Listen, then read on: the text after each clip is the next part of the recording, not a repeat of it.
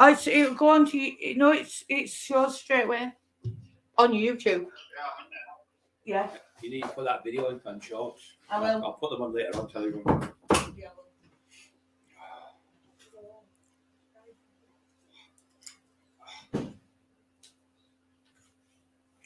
Me.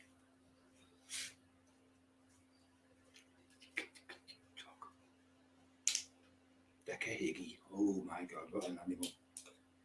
But the ones supporting him, and even worse animals, the beasts that support him, the ones that sit there after seeing them. It was Sarah's law. But he didn't say it looks better. It was Sarah's law, no, it doesn't. Iron. Does it? Wi-Fi's live now, just not as good. That's you then, now live. Does it? That's you then, live. Yeah. See so that's it. It's running again. It's been freezing today.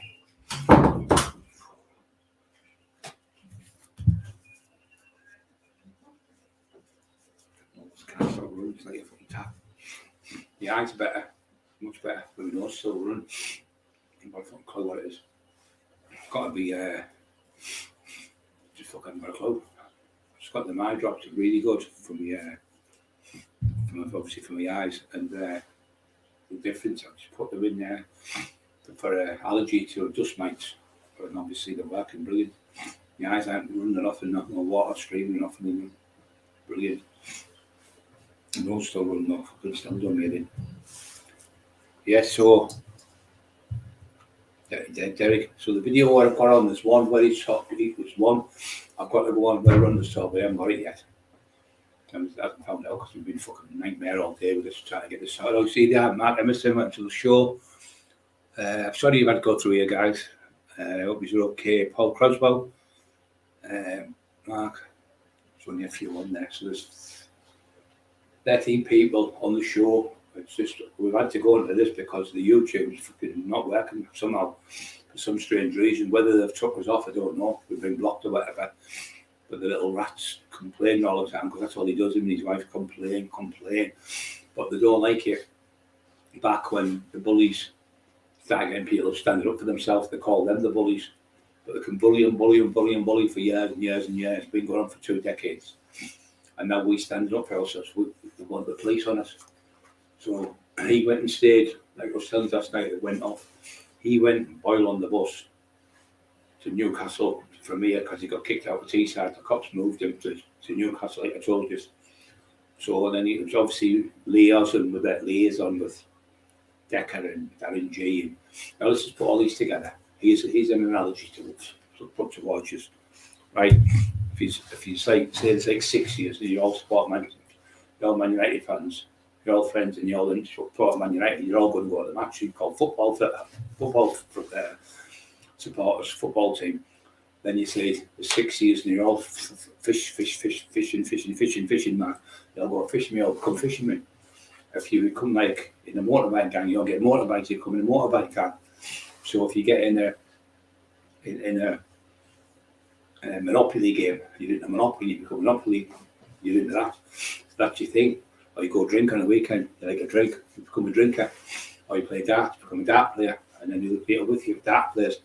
So somebody very wise once said to me, Brian, always look at someone. If you're looking at someone to distinguish what they are, look at the friends. Look at the friends. Now, we know Jimmy's written a book on CBD Sykes. We all know he's a wrong one. We know he's done one on, he tried to do one on Darren G fucked him off. But he's a wrong one, we all know that. We've seen him what he said to the kids and stuff. Decker Higgy, he was going to do one with him, but he fucked him off because he wasn't going to get paid. He admitted Higgy to admit to us, to somebody else, that he knows he's not going to get paid because Brian Cock and everyone else has been paid. But they're 3 wrongs in a row. Then he goes to see Dennis and Flint, who was the one who explained on the Jimmy O'Neill show, was the one he said used to go to Scarborough every Friday with Paul Sykes, pure wrong. Dennis and Flint worked for the BBC. Dennis and Flint's best friend was Jimmy Savile. So they used to go there for the weekend and they used to go with Delroy. Was it Delroy Showers? Yeah, Delroy Showers used to have a motor company I think he was a millionaire. I don't know if he was a full millionaire, but he had a lot of money. He used to sell cars, import cars and out the country and stuff. So Savile, he used to have debts as well, because he used to be he'd go and do gigs in places people wouldn't pay him. So he used to be the minder for them. So when he'd go and do debts while he was at Scarborough and other places. But they used to go to a house at the weekend, Jamie said. And they used to have, oh, geez, and them young kids there and everything. So all of them there, Jamie used to speak, there's Paul Sykes' grave, Roman. Supporting Decahigi, Roman. Dennis Flint, Roman. Jimmy Savile, Roman. Wanted to do Perjury's book, he knocked him back. Another Roman. Darren G, Roman. And Decahigi. So it's like, what, 7 of them? 7 of them. So what you're called is you like Romans. But these Romans like to have sex with kids. And they like to grate women. And they like to do disgusting bad things like you said about orgies where children are in there. So what does that make you? If that's all your friends, you're at Paul Sykes' grave the other week waving. You're obsessed with paedophiles. And why are you obsessed with paedophiles? I'll leave it to you guys on here. There's my analogy of that. That's my analogy of that. Why would you be so obsessed with paedophiles? Because when you're on the train, when you're on the bus, when you eat the bus, and the bus driver put you off, that's it, that's twice you've done it, no, you can't come back on. You turn around and said, I'm going to miss the train, because of you. He said, no, you read the bus. He said, and they carry on every time you come on shouting and bawling. They don't want you on the bus no more. So you had to be moved from there by the police. Bedsill Rawson, it was called. The bus driver kept texting, not every night, there were 2 or 3 times a week. You would go and get in I think it's called a stagecoach bus where you get all the way through. I don't know, that's the old name for it, I think it's called. And you get a one-way ticket to, say, Middlesbrough, say, Manchester, wherever you go and you pay for it. You would go on that bus a couple of times a week and you would hang around with 3 idiots screaming and shouting on the bus. So they all got banned off the bus as well. The bus driver said, I banned them all off, man. Not coming on. Screaming and shouting at old people, bullying people. Well, that's what you're good at, Jamie, aren't you? Screaming and shouting at old people who can't fight back. You're just a coward. So you got chased out of Newcastle. But the reason why you got chased, you owed money to them 3 kids you were knocking around with on the bus. And you couldn't get any transportation back and forth because the buses wouldn't let you on. So then you said, I'm going to be late for the Carlisle connection. Well, we all know who you want to see there, Carlisle, weren't we, Jamie? It was your friend, wasn't it? Pedo fucking, I'm calling him pedo now, because look where he is, we all know he's a pedo. Pedo fucking Decahigi. Pure Roman. For all these women and all his girlfriends he's had, and the people he's sexually abused. Aren't you ashamed of yourself? With sitting with a man on YouTube, pretending you hate trolls, Mr. Boyle. Pretending you hate trolls, you sat there. Like, God bless Dale Brennan Heidi went, you know how fucking stupid you look, how ironic you look there, Dale Decker. You've got the biggest fucking troll in Jamie Boyle's hand. I give you all the information about him, and you turn on and say that Jamie Boyle's fucking disgusting, he wants his jaw breaking. And that was off Decahigi, because he's seen the evidence of everything you've done. So then you sneaked in with him, and then you went on his show, tried to get people from Tayside, pay them money to go on. I've got them all as witnesses to go to court. All the people you bragged to get me on the show and everything, we've got them all. I've got everyone. What, Steve Mack, we've got every fucker, every Steve Shannon, every fucker's in them in here now. Everyone will go to court for me. They don't need someone to let me go to court. There's no such thing as grassing a paedophile.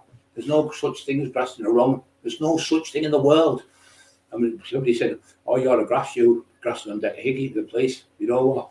I would grass on 1,000, 10,000, 10 million people. I knew they were knew they were playing nonsense.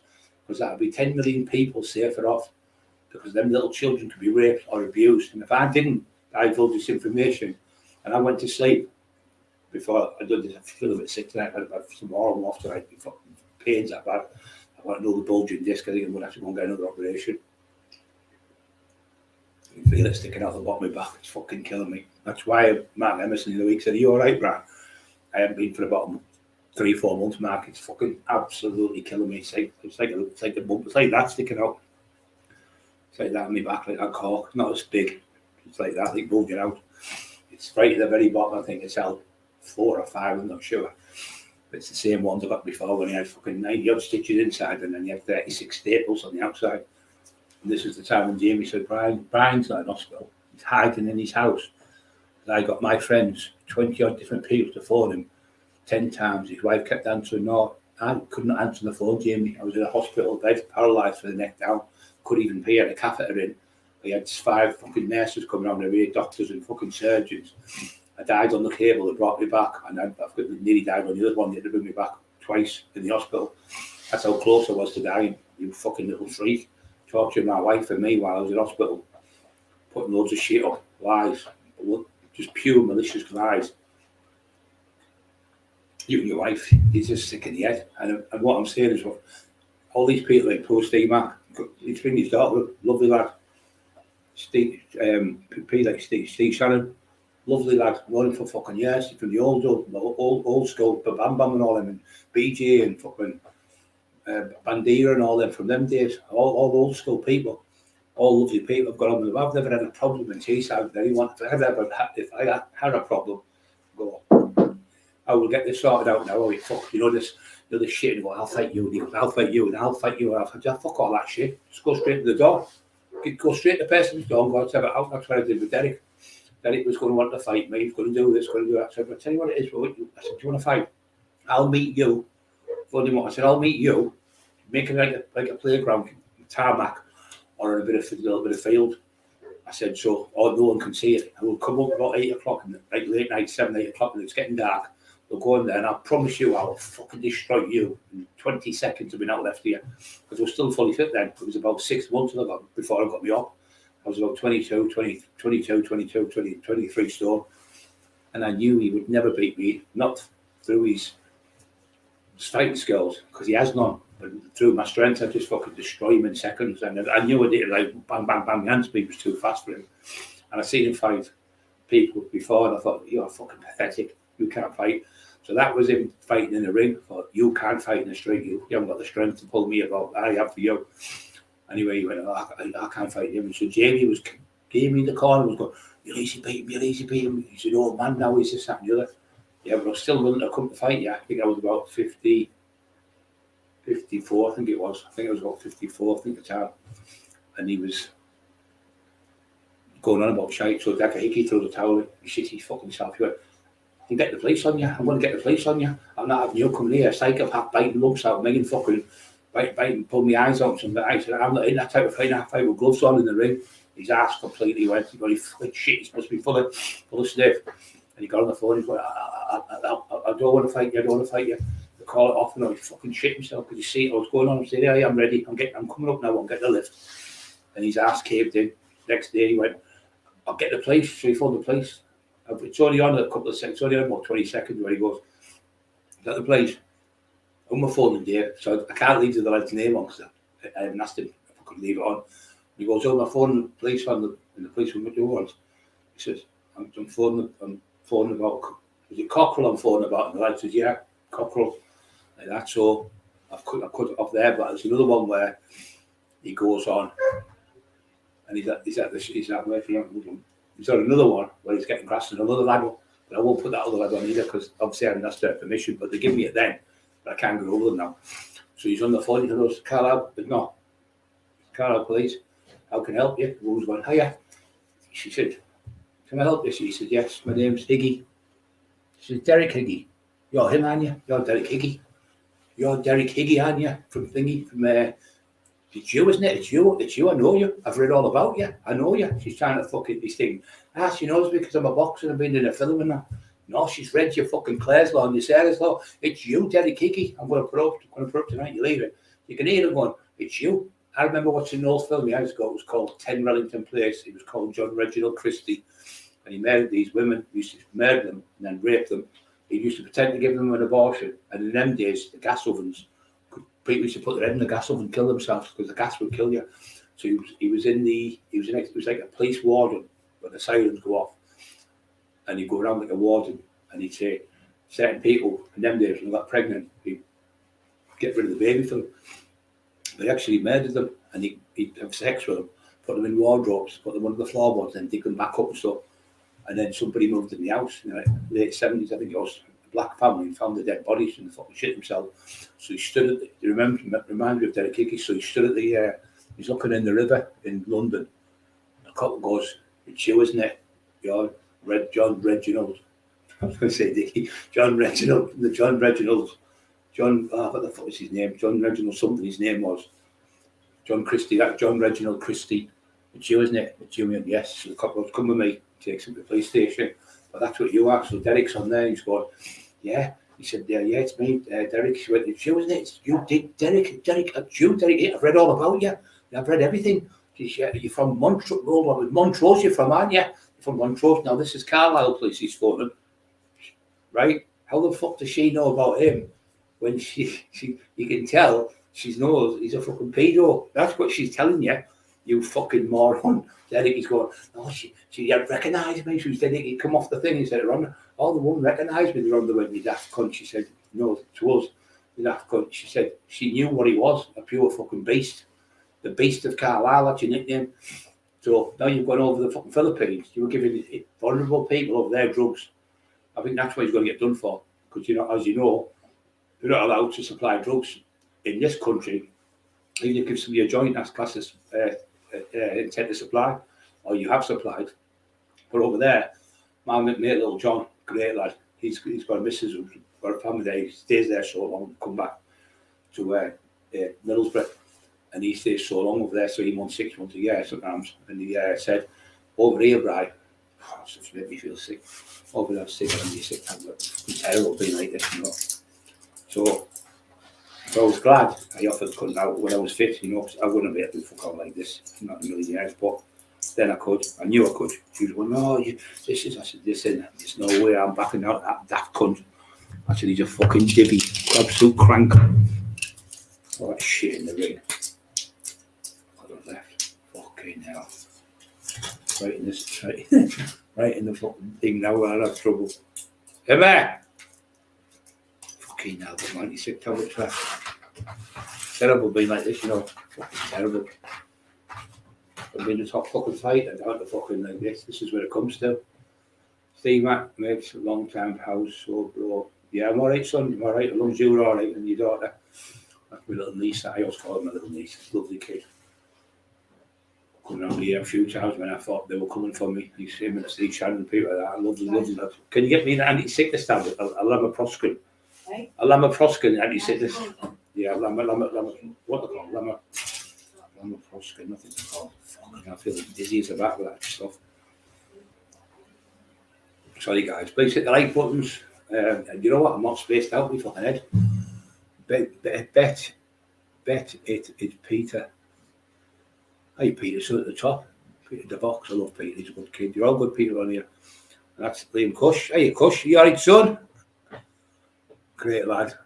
He loves the dogs. He loves his dogs. Eli's fucking on the bed today, fucking like a tank. She's on there, he goes that to me, strokes me on my nose, he goes, fucking going for it. Fucking proper, really vicious. You want anyone near me on that bed? No, because he knows I'm poorly. So that hand's good. That hand's okay. I can jab brilliant and everything with that still. Throw over that one that's not as good. But the left hand's still really good. Jabbing and right hook, left hook. But that hand's a bit fucked because obviously the fucking snapped two. You have tricep in there, it's called three-headed muscles. I snapped two. I was benching over 600 pounds and with big bright fly. I did the reps and I come off and the fucking thing snapped me out. When the doctor went, oh, you've just tore one of your triceps. He said, bleeding a little bit, it'll be okay. 2 days later, it was like that, all fucking blood, full of it. Anyway, I got nicked off the fucking police, went home house. I was in there for about 10 days, got a fucking charge. I was like the Iceman. And by the time I got out, the doctor said that probably won't heal now because it's the muscle tissues probably disappeared because of the muscle wastage you get because you need the blood going to your muscle.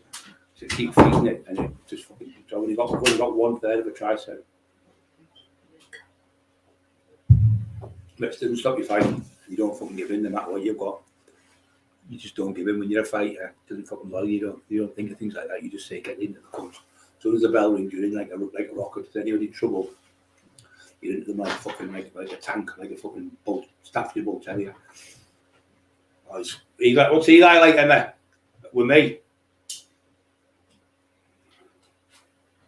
Bobby's taking him out, and Wolf's the same. Won't let anyone near me. Somebody come to the door. It was a postman this morning. We've got that thing on the letterbox because for the fire, the daft cunts in case they set the house alight. So they've knocked on the door thing, that, and the postman goes, woo, woo, woo, woo. You jumped out the door and you right up here now, he is, wolf. And he went, oh, I fucking shit myself. He didn't swear. He said, I shit myself there, I thought it was going to get me. He said, I thought the other one was bad. He sides of him, said he's only 8 months old. I think he's coming up for 9. I've never seen a dog grow that big in my life. I've had 14 dogs in my lifetime with my mum and dad and family members. I've had Alsatians. I've had Scrappy, was massive, he was 11 stone. But he wasn't that height at that age. Fucking hell. I think he was 26, 27 inches. He's about 26 inches, and he's fucking didn't stop growing till 2-year-old in height. And then they start filling out. So yeah, so if you're knocking around with paedophiles and if you're glorifying paedophiles, obviously you're in the same affinity as them. You've got to buzz off it, get a buzz off them. So any dirty bastard supporting a paedophile has got to be, when they're in love with people like Paul Sykes, it's got to be right, not right in the fucking head. It's got to be a lunatic or just a pure pervert, complete pervert. Anyone into them type of books, buying books on pedos, all you're doing is you're making the paedophile family more money. If you buy these books, that's what I think. See, the ones who portray, the ones who do the ones who rape people, the ones who molest people, and that, they're terrible. But the ones who buy books written by them, it's disgusting, because then you just put a line in the pockets of paedophiles, nunsy bastards. I really do hate the country, and I said to God, there's no way in this world, if I was there, given the power to let them live or die, every time, every fucking time. No Christian in me whatsoever to let them fuckers live, because all they do, the predators, they just sit there waiting. They can't help it. They just can't help it. They can't help it. It's inside them. They just can't stop doing what they do. I've known them. I've obviously for years, know what they're like. Chase loads out the area, but then they just go to another area and change it in with Tommy Smith or something. It's a fucking nightmare for the police even to keep an eye on them. But what they do now is they put a tracker on the dirty bastards. I think they should have that tracker on for life on the leg. I really think you should have a new one on every year or something, every 6 months. Know exactly where the paedophiles are. So what they do is they've got on the paedophile alert at schools. So the paedophile gets on for the first 6 months on tag, so he gets out. I think it should be kept on them. Or I think they should be, like a chip in the back of the neck, like a fucking dog, poof, chipped. So then anywhere it beep, beep, beep, beep, it just goes off. It sends an alarm for the school bell starts ringing. And a big siren outside the school telling you there's a paedophile outside. So the paedophile runs away and then they phone the police, and they've got cameras up now, which is amazing. The schools are now compared to what they used to be, where kids used to get taken off the streets in the schools. It doesn't happen no more that now. It used to. The only way to fight these people back is there's 2 things I would do. One is make them have a chip or a tag even on whatever, or even a chip put in the fucking back of the neck. Don't hurt you, just an incision. Wouldn't hurt them compared to what they've done to the fucking children, the fucking animals. It boils me fucking blood. It does. It really makes me fucking, really does. It's the only one thing that really makes me fucking balk. Really, really balk. Murders, people shooting each other, people fight to the death, people biting people's eyes, biting their nose off, biting their ears off. That's nothing compared to abusing children, abusing even women, living with women and abusing them is vile. And that's what that dirty fuckers is, vile. And that's why the Lord Jesus Christ put you in the Philippines. Thought you were a clever cunt, didn't you? And now you could be rotten in a cell. No one gives a fuck about you, Derek, Gordon, Higgy. Nobody gives a fuck about you, because we all know, apart from your little friend, that little squeaky fucker. And his name, do you ever watch Basil Brush when you were a kid? Basil Brush used to go boom, boom, Basil Brush. No, it's Basil Brush go boom, boom. That's fucking you. Boom, boom, boil, boom, boom, boil. That's you, Basil Brush. Boom, boom. Where's all you big tough guys going to fight me now? Where have they all gone? No one wants to know you now. Because you know what's happened? These things here called eyes, they've all opened their eyes now. They're all opened their eyes and thought, fucking hell, it's not Brian Cockle, it's that maniac. He's a fucking maniac. So that's why you've been chased. When Steve Mack went to pull you, you were threatening him, saying this, that and the other about his family. I'm going to pull him. I said, whatever you do, Steve, don't go to his house. And I said, I won't promise you. I said, don't, or fall. He said, so he seen him walking to the village. He said, come here, I want to away with you. So he ran like fuck and ran away. So the next minute, he got a video outside his house and said, Steve Max just went by in the car outside my house and threatened me. So when the video got took to the police station, Steve went, that's a woman driving that. That's not my car. That's not my car. He said, that's a woman driving. So a woman dressed, the cops didn't even look at it. They believed that could obviously boil the little rat. And when they looked at it, oh yeah, you're right. No further action. Got out. Fucking no charges against me, nothing. All made up lies again. Steve Shannon, he got it pulled in. Yeah, they win a day too. Steve Shannon, no further charges. Maria Howard, I've been in 4 times. Terry 5 times. Them was 4 times. No further action every time, Jamie, because you do make statements. But the statements you make up are bad enough just to get people arrested. But the thing is, what you are making up is lies about these people like Steve Shannon, Steve Mack, and poor Maria Howard. You were torturing her. You're at it again, torturing Maria. 2 weeks he's been torturing that woman. 2 weeks because she got off with these so-called allegations. She's getting arrested. The police are coming for her. She's getting 8 years, torturing her with her kids, and kids shitting themselves. They're going to lose the man. The woman had chest, fully half of her chest cut out. Before that, she had a year of, I think it was tablets what you took, like, like my dad had, I can't remember what it's called it. But chemotherapy, I think it was. She had that for a year. She got rid of the first one, and then the second one come back. And we were all crying for everywhere in this house. Bobby, me, Emma, everyone was all upset because she was really bad. And we said, look, if it comes, push comes through, we'll take the kids in, we'll look after the kids. And I was telling them, we'll get Peter and that, because the son and all that, and they were like dead happy then. And that bastard torturing people with cancer, because they can't fight back. But Maria's not that. She's got everything on her. I don't know what it is. Google hard drive took a lot. They said, right, she's getting charged. I've been told by the authorities, no, you mean your police friends, the authorities, he calls them. So she's getting arrested the next few days. Oof. Solicitor said, right, I want that download or whatever it was called. Sometimes I think a download where you get it all off in about 5 minutes, maybe I don't know, them sticks you put in the fire sticks out with the front call. And it downloads everything dead quick. You see them doing it on the FBI films. Everything's downloaded in like 3 or 4 minutes. They got that. So they went back where she supposed to have said things and wait a minute. That's him on a fake account. That's him on another fake account. If that's her answering back, who's that? Say it's Tommy Smith and Andy Jenkins and Lisa Thompson and Sarah Smith and all these different names. Went, well, she's commenting back to them, but they're not Jamie Royal. It's not War Cry Publisher. It's not that. So because of that, the same thing he's doing with me with all the fake accounts. So when I'm texting you back, you moron, you can't use that in court because when you try to get me done with the so-called shit about your son, they went, well, if you've said that, even if Brian has said that, you're saying now that's you, but the name's Tommy Smith or something. So the solicitor went from Watson Woodhouse, Beth said, that's inadmissible in court. And the policewoman who was a detective, CID, she went, yeah, that's inadmissible to me. And to that solicitor, she said, you're right, you can't use fake accounts and then troll someone, and then if they say something back, it proves that you're trolling them. So you're admitting you've trolled me, you silly bastard. That's what he's done. So she said straight away, well, that means is if that's true, that means he's admitted to trolling Brian Cockrell. So I didn't understand what she meant at first. So you have to be, say, Andy Smith talking to Peter Thompson, and if it comes on Julia Jones, and Peter Thompson pretending to be Julia Jones, it's inadmissible because you're not really using you're using a fake account. So therefore, it'd be inadmissible. The case gets kicked out. And that's what they've done with you. They've checked everything on there. They've realised there's that many fucking fake account. It's no good for court, and it wasn't beneficial to the public because it would have cost that much money for your bullshit. So after she got the download, see what's happened is no one's seen Maria's side. The police didn't see Maria's side, but when the solicitor gave it to them and said, well, look at that, because the CPS wanted it. So the Crown prosecution was given it, said, well, we want another recording offer, saying whatever. She went on and told what happened. She said, I've got all the stuff on my hard drive. So she gave that over. It was only about a week or two. Maybe a little bit more, maybe a month. And Maria got no further action at all 4 accounts. Criminal damage, he said. I think he said she smashed his windows or something. Like I smashed his windows, fucking everyone smashed his windows. And then he said malicious communication and slander and something else. There was 4 different things she was under to be charged.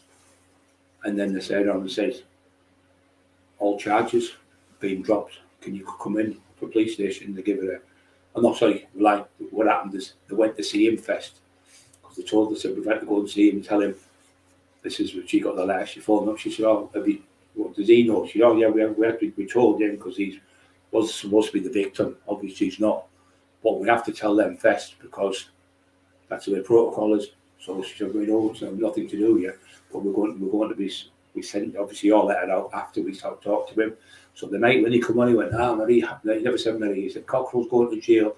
I promise you, they've said he's getting done for 2 charges, one for malicious communication of harassment, and one for threats to kill. So yeah, you admitted the threats to kill, Jamie, because you threatened to rape my wife. What other than a man wouldn't? And you already have my house firebombed and fucking.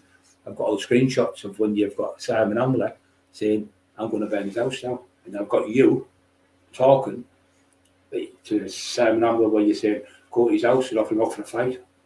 And here's his address. It's not against the law. You give my address out and give me name out. And you told him what to say and you told him what to do. Then I've got Dale Brendan Hyde's statement where Dale says, you knew Davy Boyle tortured me. You fucking knew to Decker.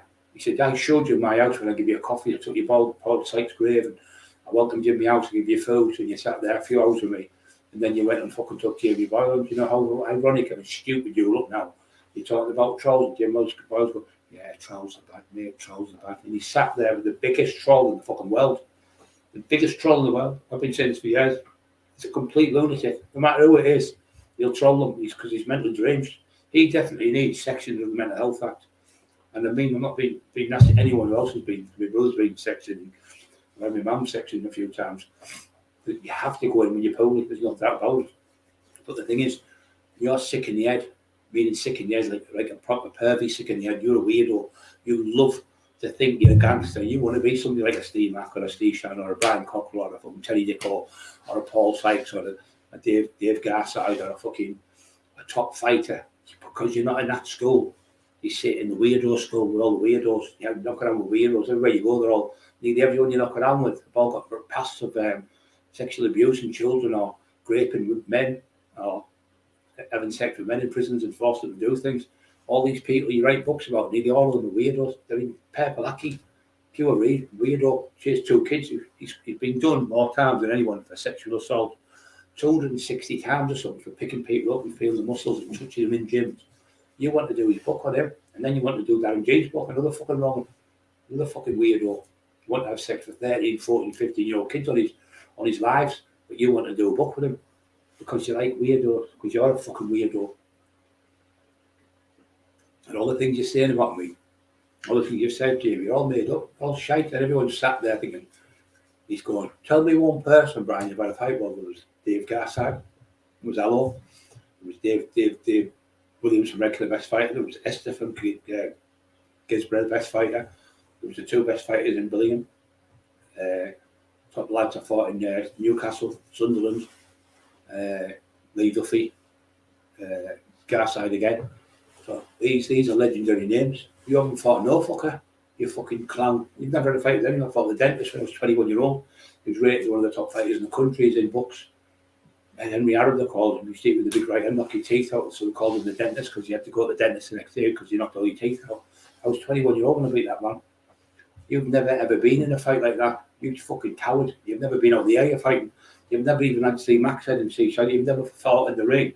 You had 3 fights in the ring. You got bad out of Marty's ring for hitting below the belt. Well, 8 times you've done it and he stopped. He said, do it again. He did it four times and he said, he did it another 4 times. I threw him out the gym. Go on, you can't come back. You can't hit below the belt. He said it's dangerous. People's things down there, balls. You could end up fucking rupturing them. You might not be able to have kids or something. So you're bad. So then you went and Steve Mack was there when you were fighting. Abdul, I think he was called, which is my friend Ranjit's son, which is Raggy's cousin. That's why you hate Raggy. And you got in the ring when you went bang, bang, bang, hit you about 3 times and busted on your face. You fell on the floor and you had to stop the fight. John Dryden's upstairs in the welly. I'm an idiot, you know. I used to go in the welly myself with John, train with John. Me and John Black and John Dryden used to train there. And they picked you up and bumped you down, all your face was busted, and they put you out of the gym and said, don't come back. I said, this isn't for you. It's the 2nd time you've been beat in the ring now. You're going to have to go, you can't come back. And they kicked you out. Then you went to Dennis Powell's and tried to tell Dennis Powell out of the box. Dennis Powell's got a world-class fucking champion in his stable. So then they kicked you out of there. Everywhere you go, you get kicked out. You've had, I think, something like 12 moves, 10, 11 moves in 13 years you've had. What normal person has 11 moves? Because Dennis Powell said the same. I can see another move coming on with you, Boyle. So what he does, he goes to the law, he gets in that area, it causes trouble. All the locals cause trouble, friction everywhere he goes, and the locals get sick of him, come to his house, chase him. He said, I can see another move coming on. And when did you do it? Stokes, he moved again. You only lived there about a year. You're a fucking idiot.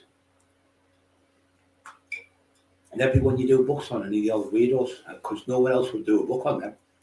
Somebody said to me, you know, he's been a very weirdo and rise. He's been done for great kids in jail. Get the fuck, get away from me, you. Get the fuck away from me now. Get away.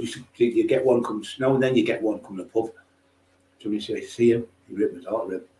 I'll get the fuck out of here. Go and get on, boot him right at the fucking ass, boot the cunt, throw him right out the door. Dirty bastards. Let everyone know what he is. Blood pressure, it's high. Are you on meds? Well, she's not. She should be. Maybe I'm on Remipel for it, but my blood pressure that's so bad. Mine only goes up when I talk about nonsense, which is probably every day because I talk about you in file every fucking day. You're a rat. I just want to know what you are. All these people have been abused off you. We've got a top boxer from London who's let us put a piece out as well. You trolled him for about 3 years. You know what he did? Nothing, because he wouldn't answer you back on the text. 3 times I've texted you and you haven't answered me back, and then you start trolling because he wouldn't answer you back. What a clown you are. He drove past Raggy's mate in the town, and because he was late for the kids, he left you and he went, how dare you drive past me? Do you know who I am? You're a fucking clown, that's who you are. So I thought you'd get me done. I'm on today because if you remember, today he told me he's always going to get arrested. I'm never going to come on. 2 weeks to 3 weeks time, I've been told by the local authorities, Cockrell's getting charged, the biggest sentence in history. They've got a special room in CID room for me where I can liaison back and forth with him. So we're in there, we're talking to the police, and the police are letting me send videos to him every day. They're recording everything. Well, that's great. Let them record everything. I've done nothing wrong because I'm speaking the truth. You can't go to jail for telling the truth. I've never embellished anything. I've never made anything up about you. I've just told the facts and the truth. But the thing is, you've got to worry about is all the stuff Emma's got. You're fucking in the shit. Because when this goes to court, the judge will go, point of law, stop the case. Stop the case. They'll go out, thingy, and you'll get arrested. I've seen it happen time and time again where people have gone and put people to court and have lied about them. It's like these women who cry rape. They end up getting 4 or 5 years now, 5, 6 years. And rightly so, what they fucking should do for doing things like that. It's disgusting. Because I remember a taxi driver, he was Terry's mate, and he used to go to the bongo, and he'd pick the girl up. So I know how to pick her up, but I know how to go. He said, well, I've got a bottle of whiskey in the house and a bit of coke if you want to come back. She said, oh yeah, I'm up for that, because she was into the drugs and stuff. She goes to his house in Low Lane, in Middlesbrough. She woke up. Anyway, she texted me, she said, how are you doing? She was about 4 in the morning. She went, brilliant, she's on there and had a great night, been at it all night, meeting, having sex, blah, blah, blah, blah. And then the next minute, she fell asleep. She woke up, it was 10 o'clock. I made up my phone, she went, oh, fucking hell, my husband's going to kill me. So she's texting back and forth. Anyway, great lad, good lad, well-known family. Police come to the door. She had no excuse. To her husband said, oh, taxi driver kidnapped me and raped me last night in the house. He took me in this house and wouldn't let me out of the house. So they nicked the fucking taxi driver because he was there and he had the drugs still on the table and fucking stuff. And drink was on the table, whatever, I think, still the bottle or whatever. And what she gave the belief there, so they nicked him, put him in home house. And we got messages, me and Terry to say he hasn't done it. He's a fucking good lad, he hasn't done it, she's a fucking liar. So what happened is, they take your phones off you, the square phone off her, and he told them what happened. But they don't funny themselves, the cops. So them phones take about, that's why this took so long. They take fucking months, they've had mine 14 months. So they send them off to a Weatherby. They do a forensic analysis on them, which is you've got your logistic fingerprint, which how you talk. So it looked like, yeah, I had a great night, and the judges read it and give it to the judge. Who went, case against this man dismissed. She got charged. She got 4 year jail. She got 4 years for it, for lying, perjury. So if you lie in a court, it's perjury, contempt of court straight away. But if you're lying with somebody else, like you and Shirley, that's called conspiring to pervert the course of justice. We can carry it for 15 years, Jamie. Imagine Shirley getting caught jelly fucking shitty ass. It was him. He made me do it. It's been him, but telling everyone, I'm not going to jail. She fucking shite herself there. She got arrested. She would khaki pants. Khaki pants, Shirley. You haven't got the ass to go to court. You khaki pants, and your son would as well. They got the son and saying, I suppose he said, I threatened to assault. I've never in my whole life carried a knife. That's ever trying to fix something this morning. Never carried a knife in my life apart to put me fucking bread or something, or fucking eat, cook me food up for breakfast or something. And he said, I went to his house with a knife with Emma. Me and Emma with a knife, stood down the front, threatening them. Then I picked a building brick up and threatened to smash his wife's face in the building brick. What a fucking load of cack. Absolute shite. Why would I come to your house and stand there with enough for a fact you've got 2 or 3 cameras on your house? I don't know for a fact. First thing you do is this. Like that. I'm videoing you. Well, I know all that. I never went to your house at the time you kept talking about it. You've never once put the video. Never got one single bit of proof. You just talk cack, and that's why every time you're telling the police shit, you're making lies up about it. Malicious communications. Do you know, even if you know how pathetic you sound, malicious communications. Do you know, you're poor and you're bad like me, and that's the police, I got done for it. They'll give you a caution. That's the maximum you get, a caution in the police station, you fucking moron. I had a friend who, he said I was doing 100 times worse than you, Brian. I wasn't telling the truth, I was making things up. Got a £120 fine and suspended sentence for 8 months. That's all I got. I had to keep out of trouble for like 8 months. I think it was suspended over 8 months or something. You got a £120 fine. People don't go to court for malicious communications for 13 years, Jamie. 20 years, you're fucking round the bend. You're totally round the bend. Mentally deranged. Now what you do is you can think of something. Yeah, only the lonely. Hope you're okay. Love you to bits. You're a great person. Grapefruit brings your blood pressure down. It does naturally over a fortnight. I think something. The only thing is that, son, it is good things like that. So porridge is really good as well. She won't eat it. She's a fucking nightmare. She won't eat grapefruit. She won't eat fucking anything that's good for you. She likes all fucking nightmare foods. Please hit the like button, Freedom's telling you, and Matt Emerson. Here, what's some lovely people on here tonight?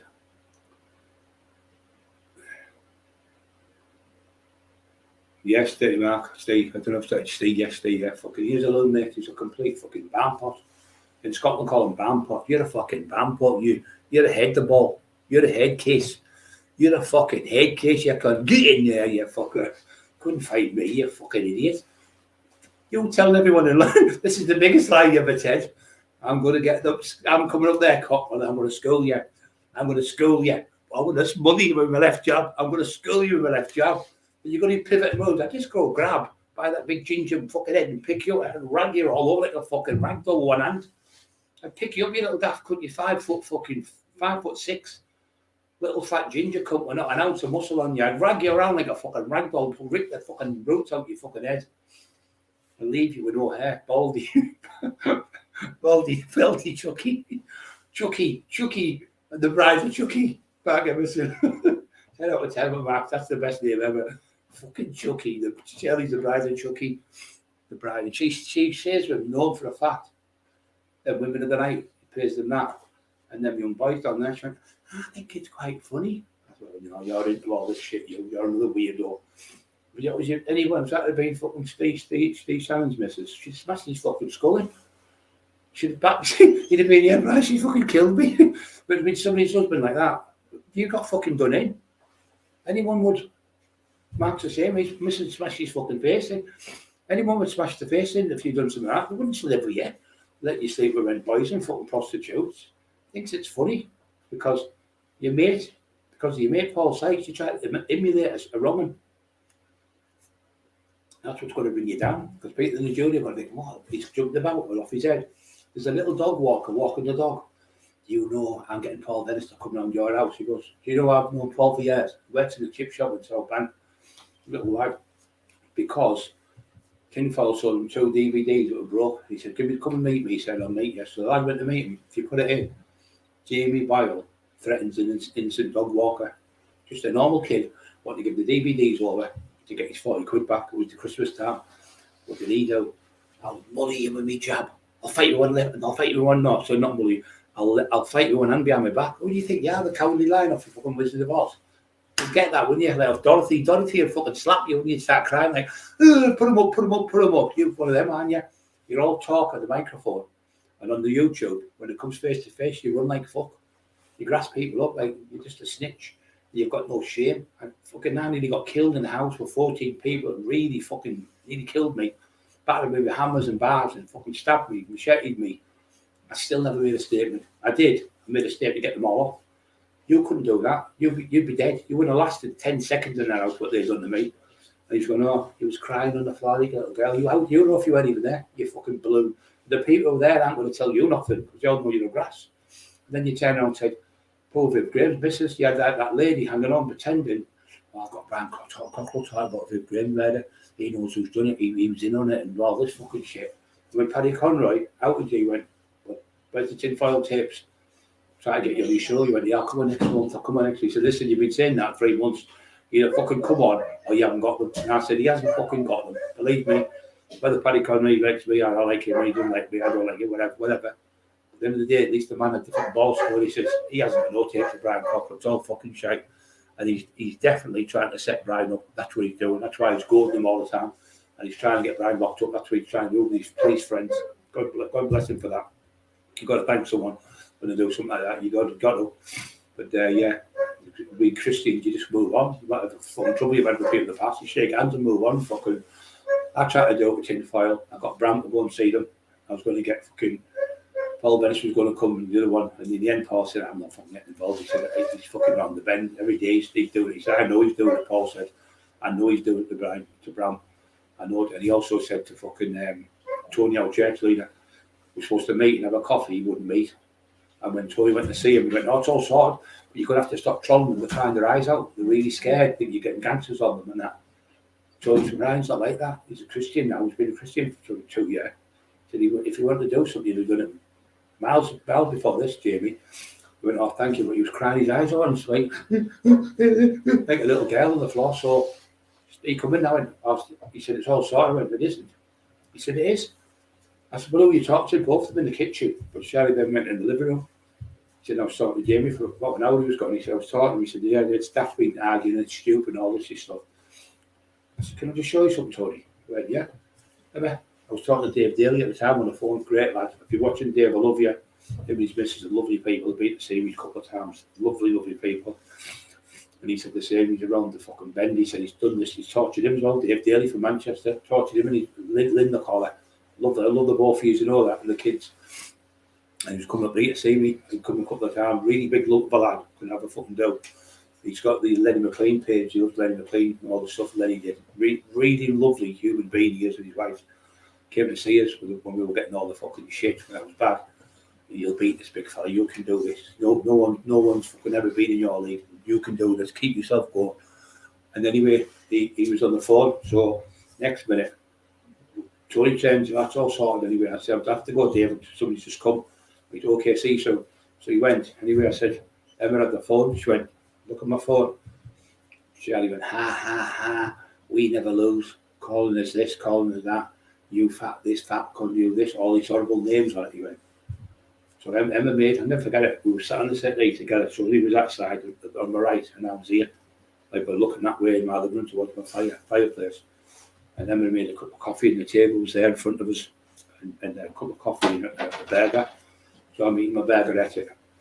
So he's like that, Tony. So he sees the stuff and says, he went, oh my Lord. He said, I can't believe this. All this time I've been stood there and they've been lying to me. He said, all this stuff, he said, I went, pushed the burger away with his hand. He said, I can't eat that. I feel sick.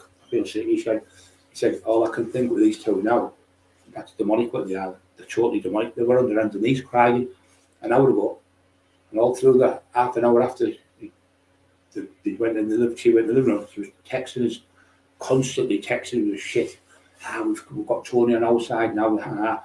He's on our side, he's our friend now, and all that, like little kids in the playground. Tony went, I can't believe what I'm reading. He said, so the burger was there and he just pushed it with his hand. It was a burger with cheese on and red sauce for him. He went, well, it looks nice, that, Emma. And he couldn't eat it. He said, I can't eat it. I physically can't eat it. I feel sick. Because he said to me, and then he went to Carol Edwards. So we went and seen Carol. And I said, don't say nothing ever. So he goes, and Carol, hey Carol, what's it been like for you for a certain person? She went on for about an hour, non-stop talking.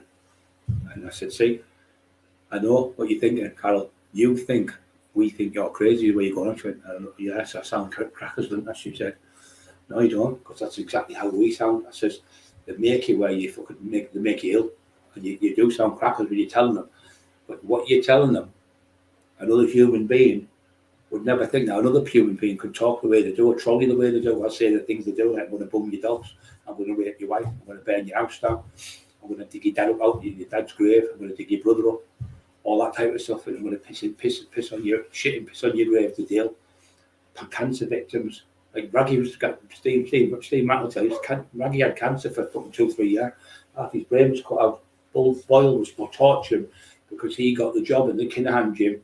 I think it's somewhere 16 knows where it is in Spain, at the bottom of Spain, and they give him the job. And he interviewed Tyson Fury, he interviewed Tony Bellew, he interviewed all them. So Boyle, when we went to the door, when he got caught for the £15,000 fraud, he pretended he was Raggy. You'd see Raggy interviewing all them and give pretended to be Raggy for the day. He became an Asian lad for the day. He never talked Asian, but he became that lad. So he takes the persona on. You're like a fucking, what they call them things where they can take you over. You're like a doppelganger. It's a word. A doppelganger is a German word for the double of someone else. So he becomes a doppelganger where he pretends to be that person and he emulates and follows and moves the hand moves and everything like an actor does. When you'll see, like, say, Brian Clough's movie, when you see that actor, Martin Sheen, he's a fucking double of him. He moves and his movements, his expressions and everything, because they emulate the person they're doing. So that's where he becomes like a Paul Sykes. So he's walking about. When we came up the do in Biscotland, he walked out, pulled his trousers down, his shorts, and stood there doing that, peeing. But his hands like that in the air, waving, and he was pissing all over there was a bin there with all bottles in it and rubbish, like a big green bin. And everyone, what are you doing? This kid's and everything, you come out. What are you fucking doing? You mortal drug, minging drug. Off his head, fucking crackers. And Tony seen that night when he tried to get out of the car, 70 mile an hour. Tony was driving on the way back home. I went, you fucking idiot. I dragged him back in. I wish I fucking never know. Tell you the truth, I wouldn't, if I pushed him out of the car, I wouldn't be able to live in his house. Tell you the truth. I've changed my life around. The old Brian would have fucking, if it was the old Brian Cockrell 10 years ago, you wouldn't be here no more, Jamie. You're very, very lucky. These people in this chat will tell you you're the luckiest man on the planet. You're lucky I'm not the old Brian of 10 years ago or something, because you would not have been here, and the death you had would have been horrific. Believe me, it would have been a fucking horrific. You're very, very lucky. When people are telling you that, you're insane. You know how this is. Are you fucking, when he's going to Leeds and people going, are you clinically insane? Because you know this fucking bloke is, because these people Leeds he's talked to know me. I was in jail with that man everywhere he fucking went. Every jail he went to, he was the top man in every jail. How the fuck can you be that big? Everybody, look, when he says that thing about his jeans, I was there. I was in the room when we were trying to get clothes for him to put on him. Couldn't get nothing to fit him. His legs were that fucking big. He was fucking huge. He did wear his own trainings and tracksuit. People will tell you in the gyms, and people will tell you in the Durham. People will tell you in Mount. People will tell you Liverpool, Wealdstone, Haverick. All them jails are one with your tracky bottoms. I was allowed to wear them because I have 36.5 inch size. And he was going, oh, he's lying. So Vulture come on. I hadn't seen Vulture for years. He said, oh, Brian was a good lad. He said, yeah, do you know how big his legs were? Over 36 inches. My fucking waist when he's 32 or something, he said, his legs were 36 inches. Like fucking that, they were his legs. And that was Vulture on a live called the Dave Robinson from Hartlepool. He's on there talking about me. And he doesn't like it. He doesn't like it because the truth's coming out now. And the thing is, he sat there, Billy No Mates. You haven't got a friend in the world. You go. Why would you go to a dead man's grave like Paul Sykes? Know what he was, because that's the only friend you've got. I mean, you pretended that the ghost of Paul Sykes lived in your house.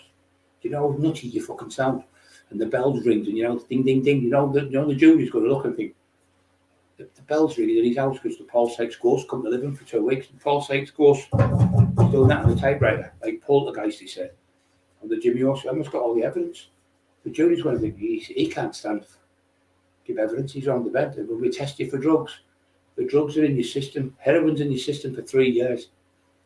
Cocaine's about 2, I think 2.5.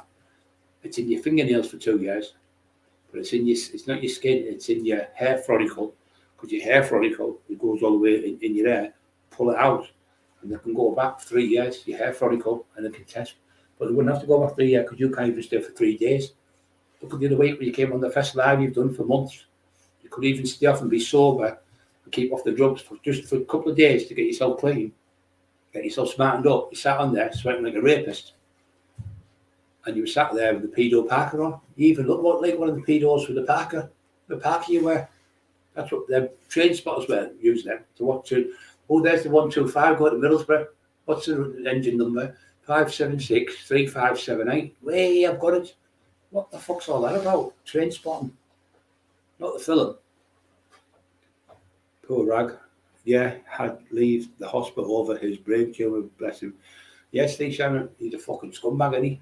Poor rag, he's a lovely lad, and he's a night one Scott Randy. What happened on night I was in the blues with him was me, Poppy's gone.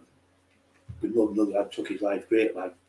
We used to go to Recollections, he used to have a shop. He used to be on the market, the doggy market. And I used to go with all the Asian lads, about 20 of us, me and Cookie, only 2 white lads. The rest we used to go to Fillmore's, it was packed then. So it was later on when I was about 25, 24, something like that, 25, 26, so we started going out to them places. But we used to always go and see Stewie Stamp. And used to see him, he was fucking funny as fuck. Steve Max, Lee Shannon, he's fucking funnier than Chubby Brown he was. Absolutely hilarious. His son played for Middlesbrough, and he played for England once, but he was Stewie. Stewie was voted the ugliest footballer in history. Sorry, Stewie. And Stampy, his dad, fucking class. It was fucking funny. So we used to go there. So we were out with this night. We were out with all of our heads, and all there was in them days was the fucking Blues open. It was only the Blues. There's no rave clubs enough, and so we used to go there and go to Fillmore's, go around Middlesbrough, go and see what do you call it, fucking Barry Faulkner, go and see Barry, young Barry, have a laugh with them. And then we used to go down the town, see Terry and people like that. And then we'd go finish off in the Blues. Ramsey's Princess Road, I think it was called, the Princess Road. John Phil used to live across the road from it. So anyway, we're in there. So we comes out about 5, 6 in the morning. It's like daylight. There's a few cameras up around there, quite a few cameras. That street. And this kid comes, here, yo. Ranjit, I'm fucking going to shoot you. So I went, get up, I pushed Ranjit out the way like that. They'll tell you, all these, the lads at the market will tell you. And I pushed him and I went, oh then. So he was about from there to here, about 3 or 4 foot away from me. I went right up to him, oh then, come on, big man. It's on the McIntyre. I was going, oh then, pull the trigger, sack all them veins, stop screaming and shouting. No, he's big fucking man, pull the trigger. What are you going to do? You're going to shoot me, you're going to kill me, right? I'll go down, I'll die, I'm not bothered, because I'm going to go to heaven. But you're going to go to jail. You see all these cameras, you see all these people. So 50, 60 people here, maybe more. All the people just come up the Blues. There's cars going up and down. There's cameras on people's houses.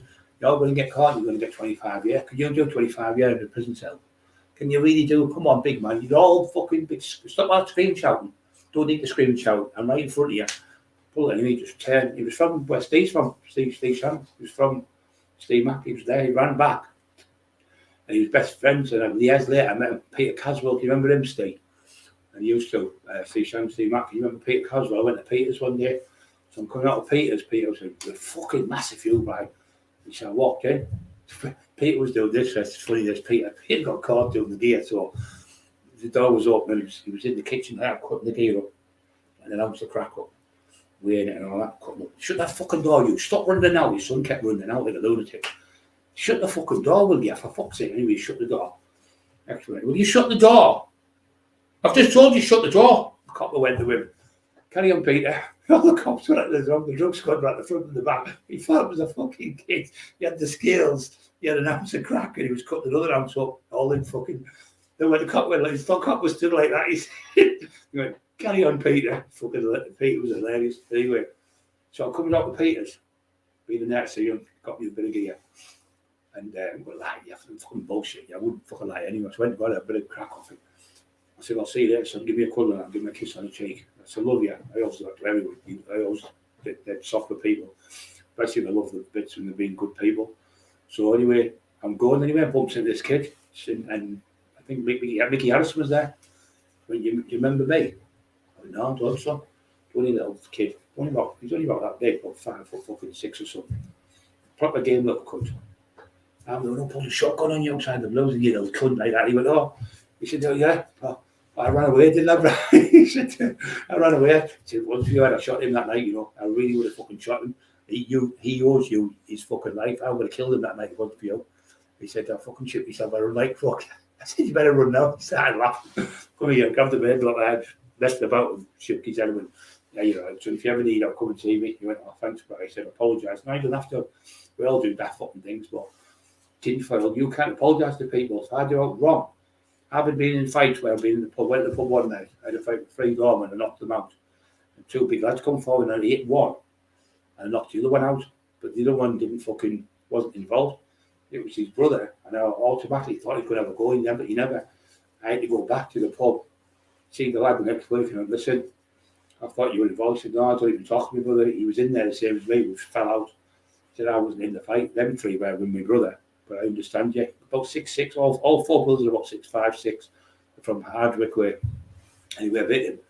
So I've gone back and said, I'll give him 200 quid. I said, listen, I'm fucking sorry, mate. He said, no, you only give me a bad bat. I went there to get him away from me because he was coming forward, big lump, jabbed him and he fell back, but he didn't go over. Anyway, I gave him 200 quid and said, look, it's my fault, I apologise. I hope you accept my apology.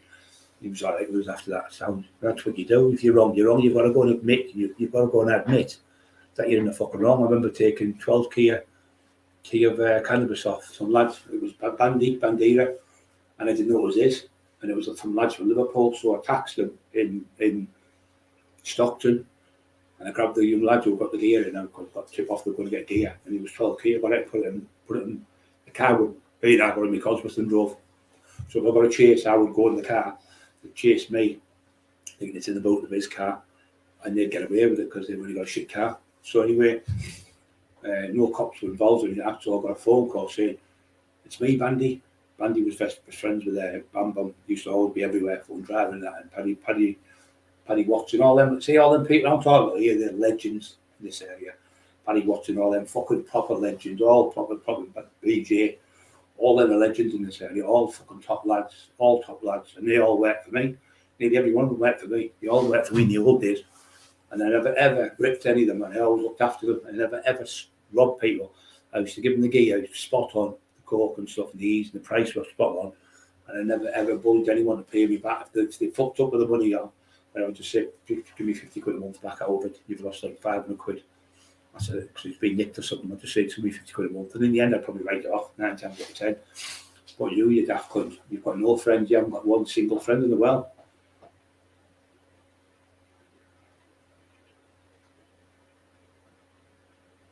Yeah, he's not very bright at all, mate. His IQ is very.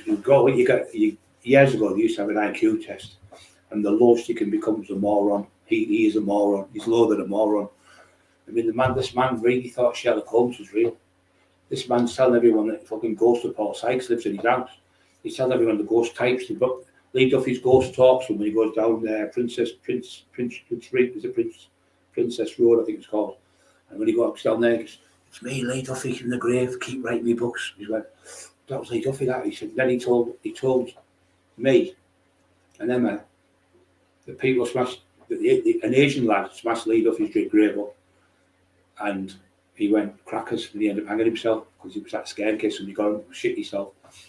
And that daft could went, oh yeah, it was terrible what he really smashed his grave up. He said, what happened? They were smashing bits up and putting it through the door in Brenda's house, which is Lee's mum's, putting it through the door, like the tombstone that was broke, with his name on, bits like that, and saying, hello Brenda, it's me, Lee from the grave.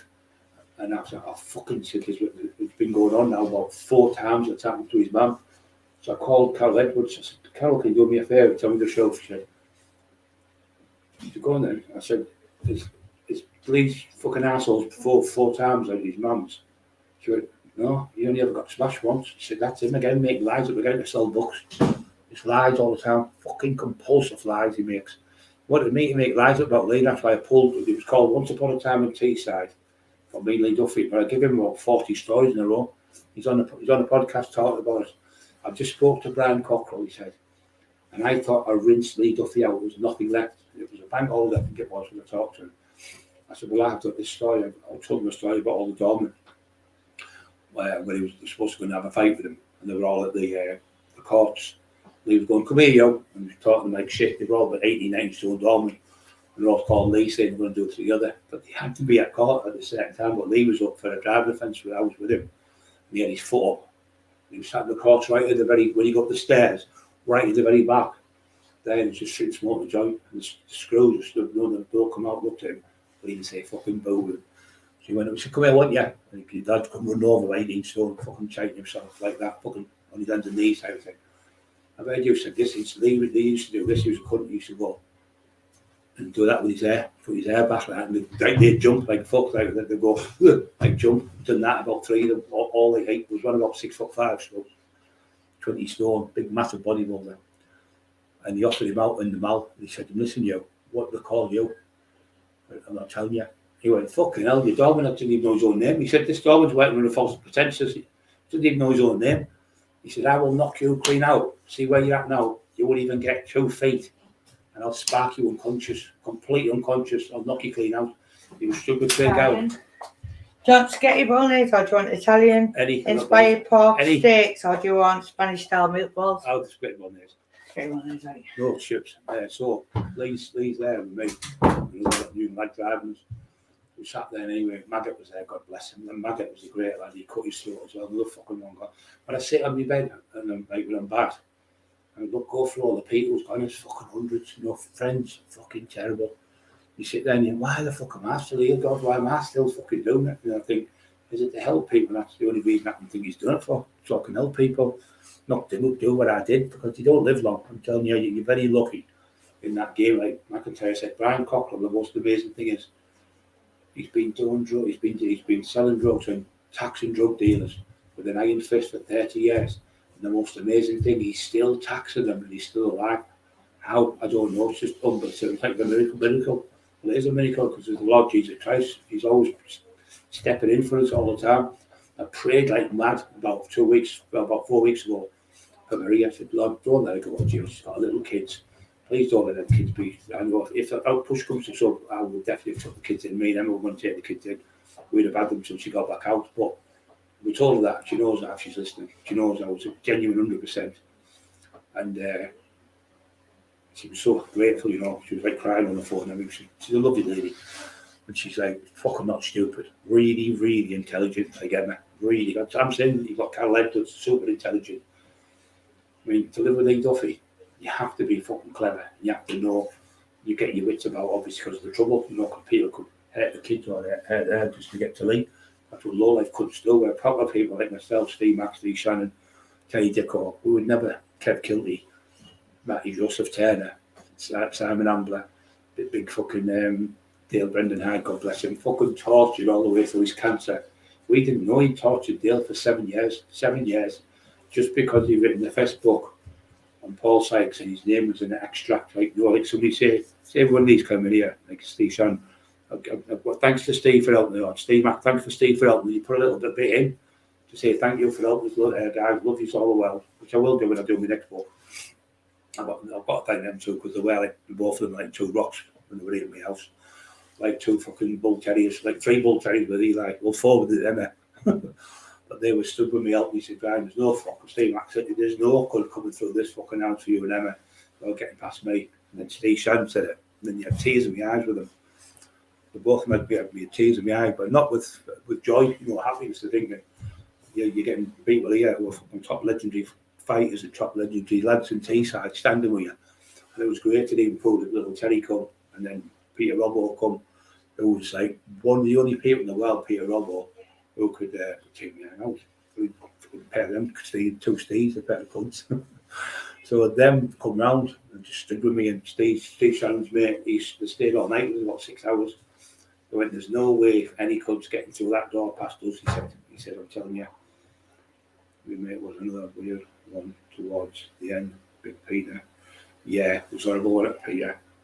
Yeah. Our friend Peter, he's put up Peter O, I think you're on about, aren't you? I love Peter O, lovely lad. He was always fucking cuddling me, kissing me. I said, you gay or something? He's laughing his fucking head up. Come here, get a cuddle. He always wanted to cuddle me. I remember knocking an army lad out in the Manhattans one night, Powerhouse. He went, fucking hell, I jumped over the tables right in the back. There was a load of tables. And he jumped over with his missus. And he got to me and I knocked him and said, he only moved about 4 or 5 inches and he took his fucking head off there. He had fucking power in that punch. He went, you're phenomenal, you're like, anyway. I said, yeah, get me in here. Peter another day. Me and Peter, we had great times. Yeah, it was a great, he could fucking fight for fun. He was absolutely lethal. He was like a lot fitter than I was. However, he was 15. I think Peter was his best fight. My opinion for Peter Owen, when he went on the steroids, I think it hindered him a bit because it made him a little more tired and he wasn't as fast and he wasn't as fit on them. When he was about 14 and a half, 15, when he went to about 16 and a half, 17, I think it hindered him. Some people are like that. I mean, I'm naturally that 20 stone, even without taking anything. Now I'm going 18 over 18 stone. I've got nothing in my system, fuck all. As soon as I take a gear, I'll blow up, put 2-3 stone on. But I'm already big, I'm naturally big. So that daft cunt pivoting move. You can't fight, Jamie. I mean, we went before. The lads, Groville, no, because we went to the red card to have a fight. We got there was 30 lads with machetes, 30, 40 lads with machetes, baseball bats, hammers. It was us in it was in a van. BJ to come, I think. Yeah, BJ was there. Me, allegedly. And Bam Bam. So we came in a Porsche 911 and there was a boxing club van, Richie Horse to come, Vulture come, a couple of lads, Marty Pull, they all come. And we stood wanting to fight this gang. But it wasn't a fight. They come out going bang, bang, bang. What the fuck? Because they'd fired 4, 5, 6 times at me, I thought, can't be real. They're only fucking 10 feet away from them. Didn't make Bam Bam. So look at the fucking windows in the boxing van, one of them minibuses, about 12-seater. 4 or 5 windows gone through. Like, fucking hell, fucking the next window. Bullet going past me here. Could hear a fucking bullet. But there were these little guns called Derringers, I think they're called. Like little guns. Women used to have them, put them in their stockings, like a garter thrown. Used to have them in the cowboy days, and they used to have them up the sleeves. You could have them up your sleeve and go like that, and you could push a button, and the gun would come out and go into your hand. You could just look like push a button up your sleeve. It was like do that, say, and the gun would pop out on a spring. It's like a special bit of metal that was made for people getting like vulnerable people. So anyway, I forgot my choice. So we stood there.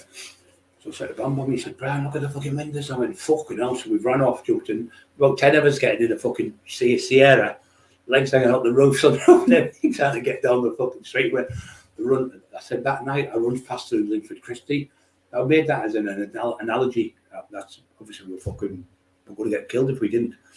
He went, oh, no, he's saying he's faster than Linford Christie. So everything you say, the little thing, you make something up like an analogy of how fast I was running. Nowhere near as fast as Linford Christie. It's just me doing a joke. That night I would have beaten Linford Christie, who was the world champion sprinter, because obviously the fear you had, when you're going to get shot, fucking 6 people with guns going to shoot you. Of course you're going to have fear in you. If you don't, you're a fucking liar, compulsive liar. Also, the others got machetes. Anyway, the lad got it with a machete right across his ear, took his ear off. And another one where the arm broke. But we had no weapons. Fuck all. So me and Bam Bam, we went to fucking Luton. We went to Wilma's, which is his missus, his sister.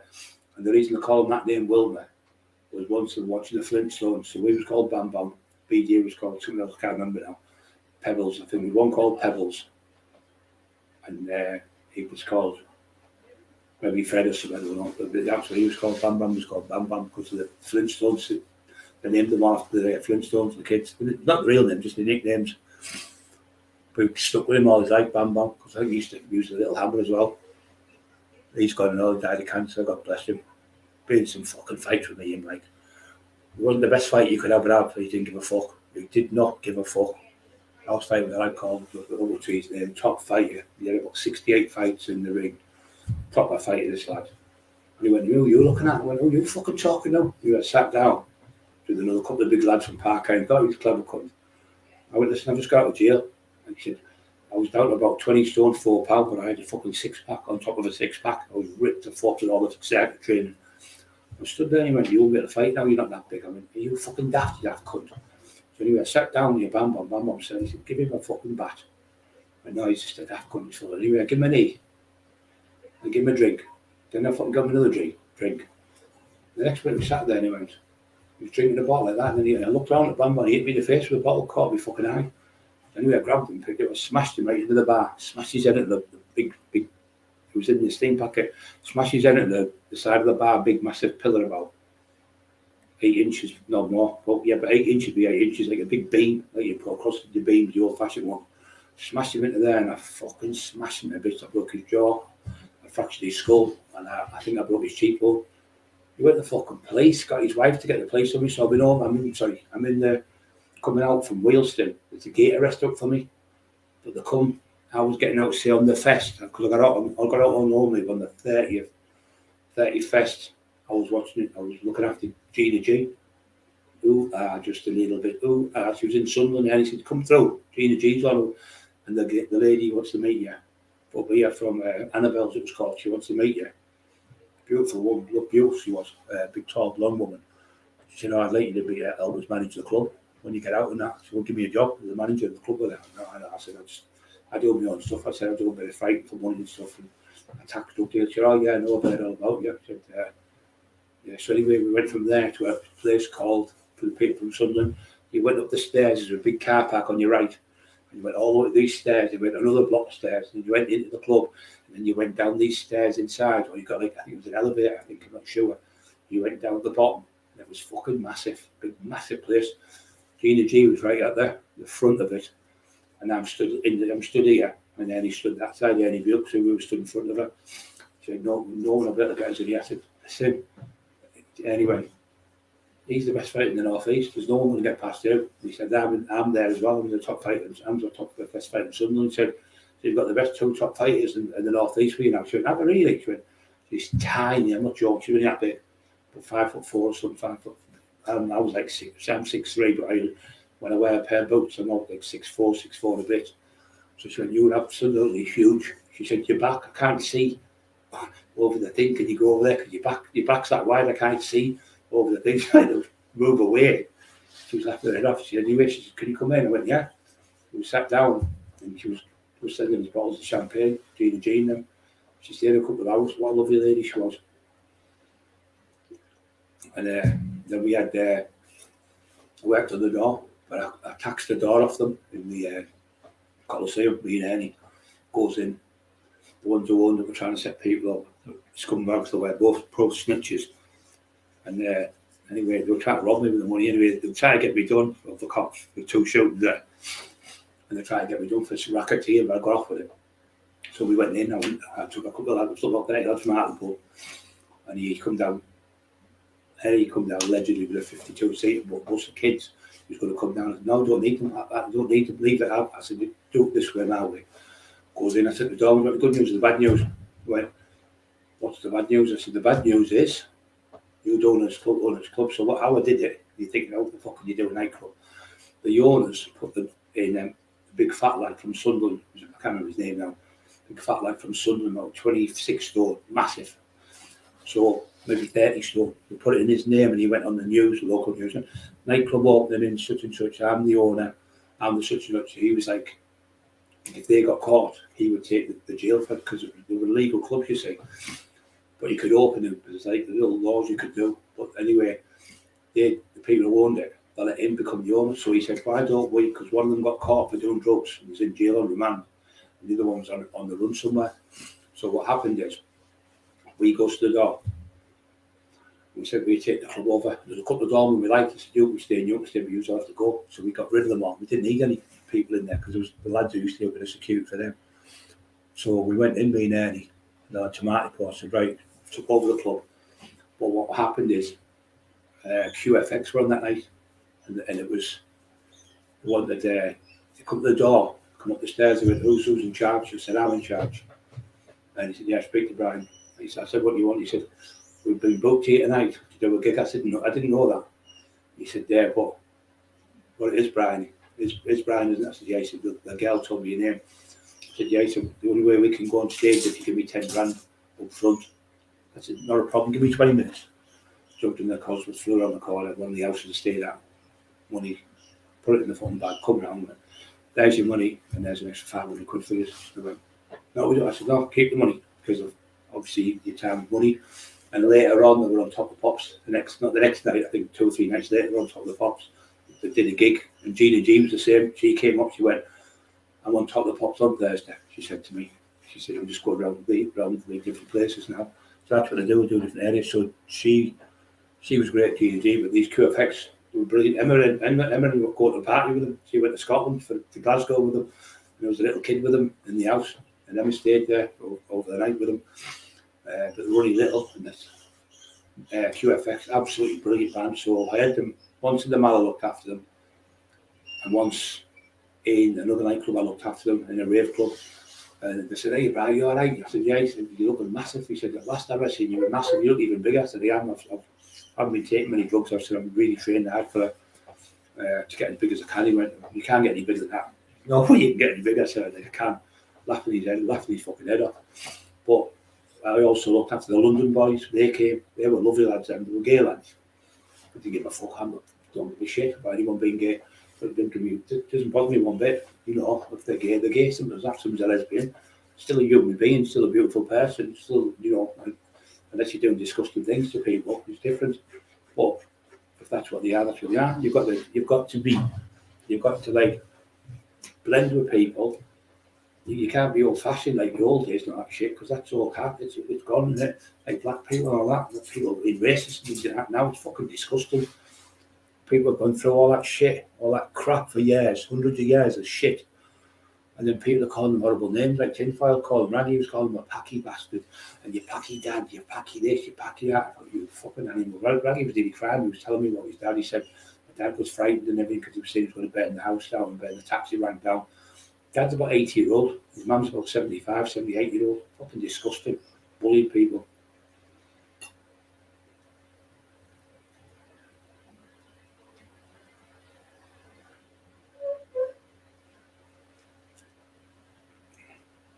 City, mate. Boom.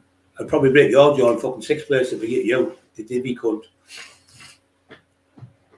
You know where I'm at? Literally less than 30 seconds. That's you, Tinfoil. We know it's you. It's you. You're the only one who comes on and puts derogative messages on. I can smell your shit. I can smell, you know why? Because the piss coming out of your fucking trousers. Pissy trousers. You piss yourself.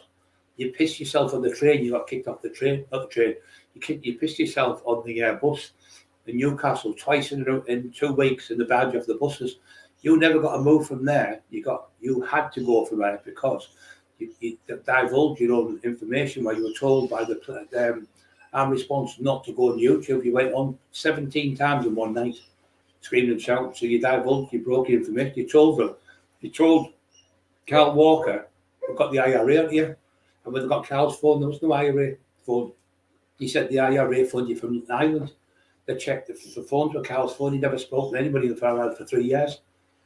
You said 4 people come in your garden with guns, shotguns, with all those Irish accents. He made it all up to try and get me jail.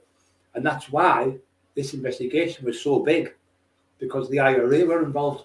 That's what you said, but they were never involved. What he was trying to tell you and what Ronan Fern was trying to tell you was the same.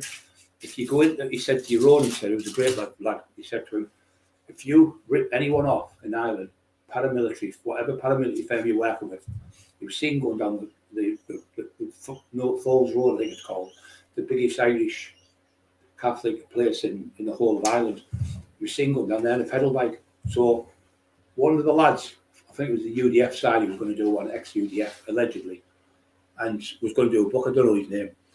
And Ronan said to him, these people you're working with are not going to be like Brian and just take it on the chin and walk away, you know. He said, these people, you'll go missing. They will fucking shoot you. You will get killed. And that's it. He was told that, not by me, by them. So then I told Steve what that lad said.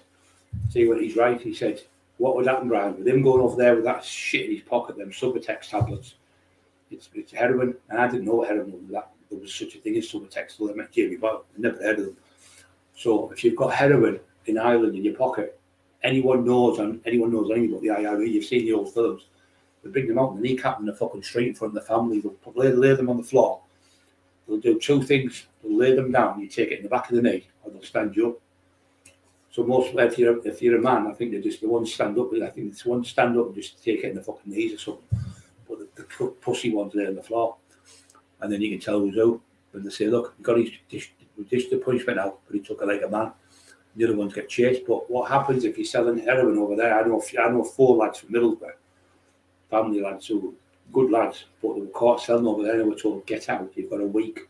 Your whole family, about 25 people in the family, the whole family, right back to the granddad, and everyone had to get out of Ireland because they were selling heroin in that area. They didn't like it in Belfast.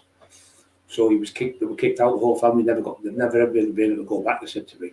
So if you can't go back, you're going to get killed.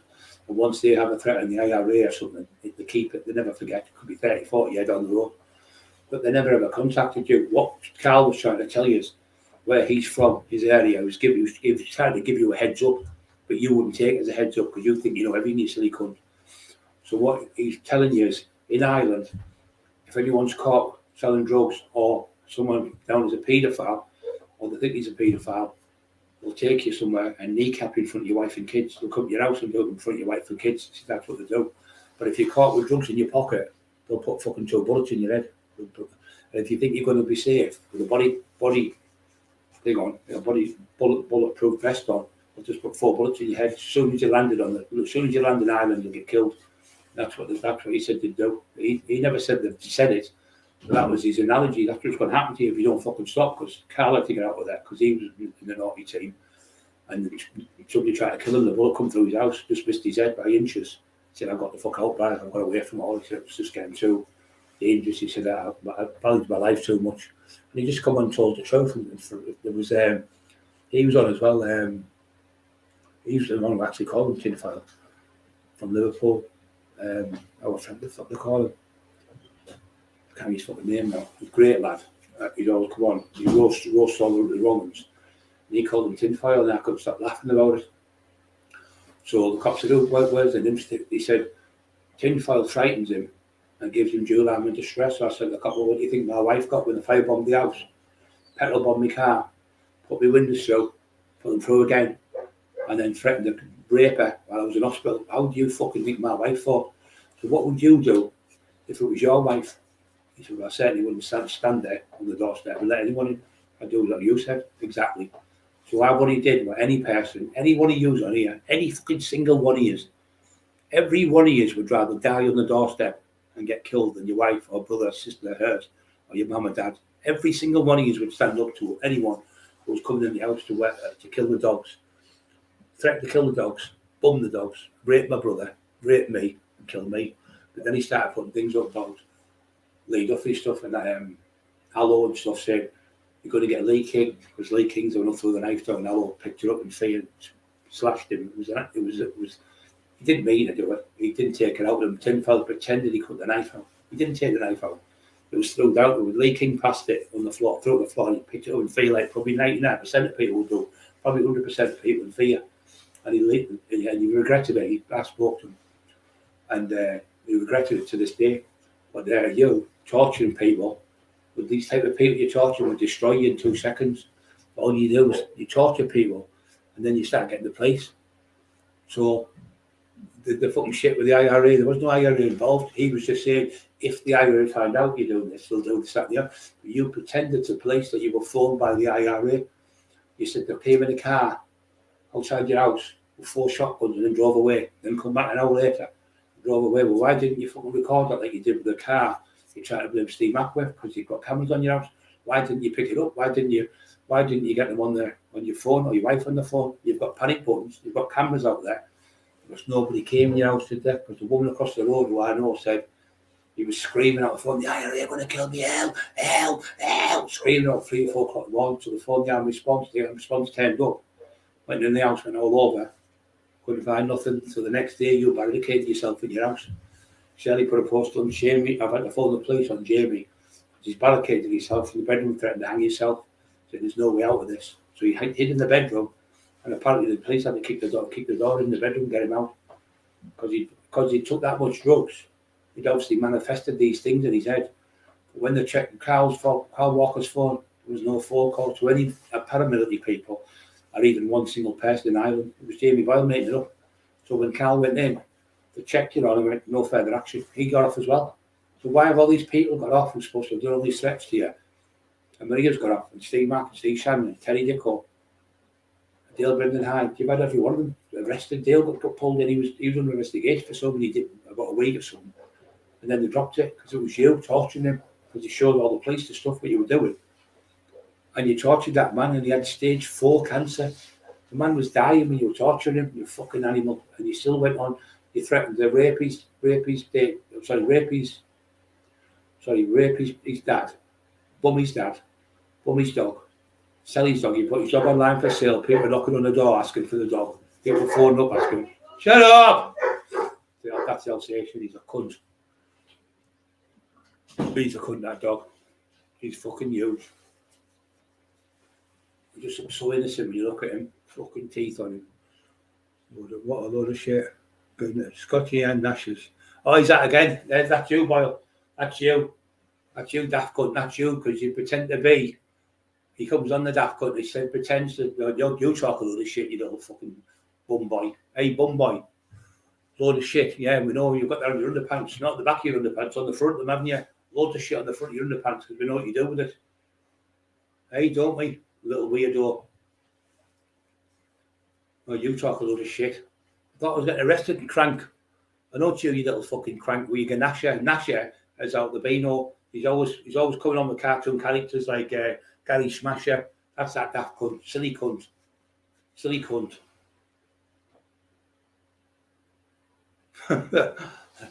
This is a strange obsession of Paul Sykes, a man who raped all them children in jail, a full-blown paedophile rapist. He was known by all the screws doing it. He was known by all the, even Conroy Taylor said, listen, I might not talk to Brian, I might not get on with him for this and the other. But I'm telling you now, Paul Sykes was a fucking pure Roman. He was a proper rapist in jail. Every jail you went to, people talk about raping people. But same like all bullies, when I taxed him, I fucking taxed him. You can't handle it. That's what killed him. He thought his big hero was unbeatable, you see. And then Dale come on with a little beating from Leeds. Terry Mitchell, I think he was called. Terry Mitchell, I think he's from Leeds. Smashed him to fucking, wasn't even a big lad, smashed him to pieces. Then another lad's come on the other week saying, I remember, and somebody else told me about this, I think he played for Blackburn Rugby Club. He came through to fight Sykes. He waited 2 hours in a pub for Sykes. Sykes never turned up, so he come back 2 weeks later. He's only here somewhere, that lad. He come back on, son, put that little note on, just to let him proper fucking wrong and bright. What a dirty bastard he was. He never said bastard, what a dirty animal he was. He said he was round Wakefield, he was hated by everyone. Everyone hated him. But the weirdo loves him. The weirdo loves the pedo. The weirdo, the pedo, whatever. You love it, don't you? You get a fucking little wronging. I thought you'd get me locked up. I'm still here. You're a fucking divvy, you are. I thought your police friends were locking me up. Oh, where's the police friends? Scotty and Nasher, silly cunt, what a load of shit. No, you're a load of shit. Look at the state of your books. No one's buying your books. No one wants to know you. Show me one fucking friend you've got in the world. Nobody, even the wrong ones have fucked you off. Even Dick Higgy fucked you off in the end. Dick Higgy sent a begging fucking thing to me saying, I'm not with him now, Brian. He said, it was him trying to get me to fight you. He said, I didn't want to fight in the first place. It was him saying all sorts of things you were saying about my mum and dad and everything. He said it was Jamie Boyle. I said, I knew he was doing. He'd done the same with Terry. Trying to call Terry did go through and put things in about his nephew. Said to Terry, there's the tape recorder. It's turned off now. I'll turn off Terry. What really happened about your nephew? And Terry went blah blah blah blah. But he had another fucking tape recorder in his fucking pocket, recording it. Put it on, recorded it, printed it. Said, I tell you, I can't give you the book because you would have seen the print what he put in about his nephew. But he's got to go to print straight away. Rob's put you up front for the same bullshit, same MO. So he said, he put you first, so you're going to have to get your book done now. It'll be straight out. If not, it's going to be 6 months to tell you, oh yeah, go on and go ahead. Trust me, he said, trust me. And Terry got a phone call and he said, his nephew's brother, the one who died. So his brother was alive. Said, what the fuck have you said that in there to Terry for? About our such and such. When I told him it was off. The tape recorder was off. I told him when it was off. So then he phoned Tinfoil and said, listen, you cunt. So he said, what have you put this in the such and such for? I said, it wasn't me, listen, it's Terry. So he listened to it. Terry come on, he went, here's Terry talking, it's not me, I never said it. I just done what Terry told me. But no, he didn't. You fucking dirty cunt, now I know you've done it. So he recorded him on the dictaphone and put it in, caused trouble. Terry's family about a year and a half, 2 years, we're arguing over it. And in the end, they realised it was that cunt deliberately doing it and caused friction between people. Because Terry was like on our side, you see. But he didn't like it. He did not like it. But and then the family members said to him, right, you fucking cunt. He phoned me up tinfoil. I'd only been with him about 3 months. He said, listen, when you and Bobby come to my house, he said, I've just been threatened off Terry Dicko's nephew. He's going to come to the house with a lorry. He's going to come right through my house. I'm shitting myself. He said, and Shirley's shitting herself and my son. I said, well, come up. I said, 2 minutes, you know, that enough. And then next minute, he phoned again. He said, I've just told him straight, I'll fight him. I thought you said you were shitting yourself. So he said, anyway, nothing happened. So the lads said, right, tomorrow I'm going to fight you. I'm going to come, I'm going to batter you because the kid went to school where this kid went to school, same school. So he said, I'm going to punch you all over that playground tomorrow. And when he got there, tinfoil was stood with his son. Or his son was coming. And he said, I ran him. He said, come on then, come on. He said, and he run like fuck, jumping over the fence, all ran right around the school, ran away like a little fucking cow, didn't you, Mr. fucking Rock Money, you daft little cunt. You'd be a little cunt, you're a crank. You're a fucking crank. Absolute crank. So you ran off and left your own son. Your own son told me, my dad ran off and left me, Brian. He left me in the playground and this man chased him. Your own fucking 90s, what, 8, 9-year-old, you fucking coward, running away and leaving your own son in the field. So I stood in the school, playground field type of thing, and he ran across the field. And then you get another one, my other friend Mark, when we went to do the fucking documentary, probably Neil Jackson come. I said, Neil, where the fuck have you been? It's 2 o'clock. I've been waiting since 6 o'clock this morning. He said, he's had me in every drug house in Middlesbrough, every fucking place. You can swear them because he never swears. He said, I can't be out with him no more, Brian. This is the last time. So I went with you. I'm not working with him no more. This is the last time I worked with him. And he never ever went back to me. He said, don't say it out loud, just let him do what he does. He said, he will fall to pieces through his own demise because he can't stop taking the drugs, like his wife said, and he can't just have a few drinks. He has to go over the board, like his wife says, overdoses. So now what's happened, everything these people have said, because he said, Neil said, I'm not stupid. If I'm driving, because he was the man who did the videos for Stephen Rafe, they've all fucked him off. None of them went to them again. Mod only chat. This is a mod only chat. Yeah, so what do you think? So you created all that trouble with Terry and his family just because you love causing trouble. Where I'm totally different. I'd say we went to the door, knocked on the door with my mate Mark, who had laid off in his arms when he died, and he owns the house. So it used to be Tommy Harrison's house. So the woman lives in it now. She had 4, 5, 6 kids or something. I think she had 5, 6 kids. She said, "Oh, hiya, Brian." She knew me. She said, "Are you all right?" I said, "Yeah, thanks." I said, "Do you mind if we just film on here about what happened to me?" She said, "I'd rather if you went further up the road or something." She said, "Because I thought my house getting targeted by other people. I think they might come to the house and so." I said, "I can understand you, love, no problem." I went, "Yeah, we can understand that. Thank you." He went, "We film. You can't stop us." And Neil said, "The woman doesn't want you to film. It's her right. You can't film somebody's address and the door number and stuff. You can't do it in law. You can't film in the street, anyone, but you're not allowed to film people's houses unless you get permission off them, and you have to sign a piece of paper to say go ahead with it. So in case they say, "Oh, well, I never give permission." So Neil had the letter up together.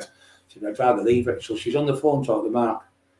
And then he grabs the phone, starts talking to Mark and says, "Oh, you want to fight Brian Cocker?" I thought, I love Mark and Mark loves me. So Mark's son, who's the best fighter in Teesside now, one of the best fighters, but probably is the best fighter in Teesside now, being the best fighter for the last 3 or 4, 5 years.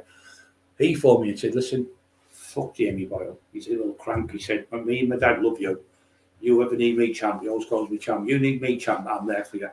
So he knew he was fucking him. He said him. So the next minute, we sort of said, "Well, we'll leave it." So Mark was on the phone. I didn't want to get on the phone because I didn't want to be getting fucking talking. I wanted my head right for the documentary.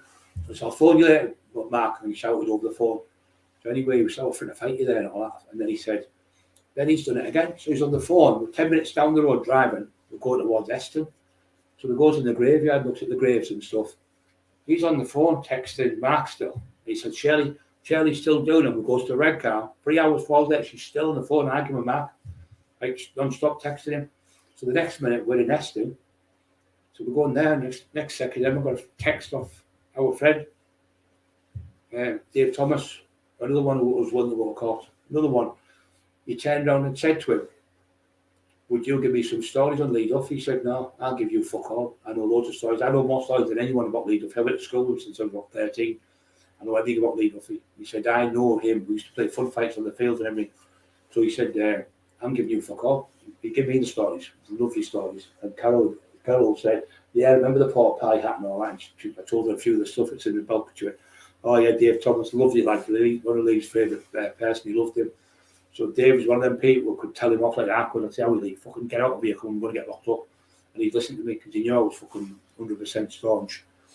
So he pretended that because Dave never gave him the stories because he couldn't get his beanies bonnet. So he texted him the day we were doing the documentary. Normally we went Eston way. I'm just down the road now, big brown cockerel. I've told him he's been trying to get out, having an affair with his wife. What a load of fucking shite. He said, so Brian's on his way now. I'm gonna light you up like a Christmas tree. I'm gonna make you the most famous person in the world. The same shape, it sounds familiar. I'm gonna make you the most famous person in the world. And I'm gonna burn your caravan down. He said, I've got my grandkids here, so I don't give a fuck. He said, burn your caravan down. I've still got all the text. Dave's still got all the text off him. Every single one ready for court. You fucking mug. You threatened to burn his caravan down the same you done my house. So then Dave's got on the phone, texted to Emma.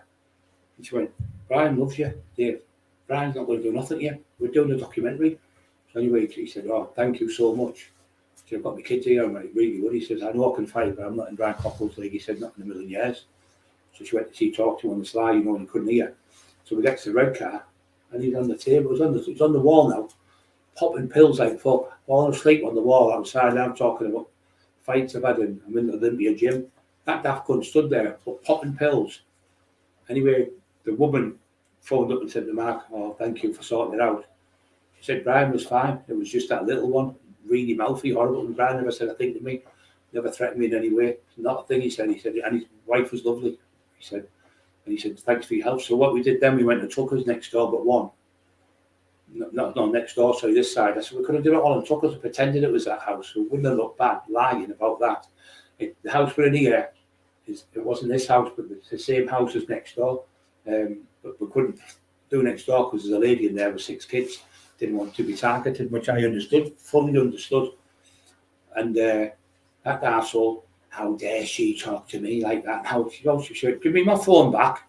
So Emma took the bed, he ripped the phone off his hands and said, here, love. Never said love. He said, here, like that, and give it to the woman like that. And I said, sorry, love. About this. I said, it's him, he's fucking not right yet. I said, I'm really sorry. I said, he's scaring me now. Because you started screaming, shouting at the woman. All she said is that you can't video here. As I'm scared in case somebody sees it and then the old cars and start coming out to target my house. But she's got kids in the house. Like I say, Mark was the owner of the house that was Tommy's before. And that was the house where they all chopped me up. So we went in the next one next door and he tells the story.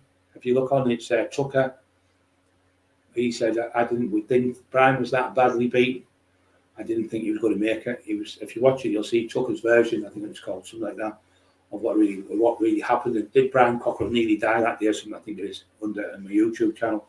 And he tells the full story. This man is one of them, you've all got them. A dad, you'll see this bloke, he's like my dad. Like say Mark Emerson, his type of school, this man, proper old school, wouldn't lie.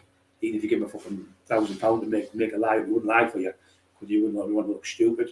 So he tells his version, but Jamie's saying, I'm making that up. But wait a minute, Jamie, you put it in the documentary. It's in the documentary. And the other things you say I'm lying about now, but you put in the documentary. How can you put them in the documentary if it was a lie then? Because you're a fucking crank. Because it was beneficial then. But now you call me a liar with all these daft things. Because you know why you call me a liar? Because you have been found out and you've been found wanting. Everything I've told, everything I've said is the truth. I've got nothing to lie about. I don't pretend I've had fights with Peter. When I got beat up their gas, he beat me in the fight, so fucking what? I went back and destroyed him. I had fights with all the other top fighters. He said, who did I fight? Who did I fight? I thought there was top fighters in the fucking in this whole area. You were never even around. You were a daft little kid in the playground when I was running the city.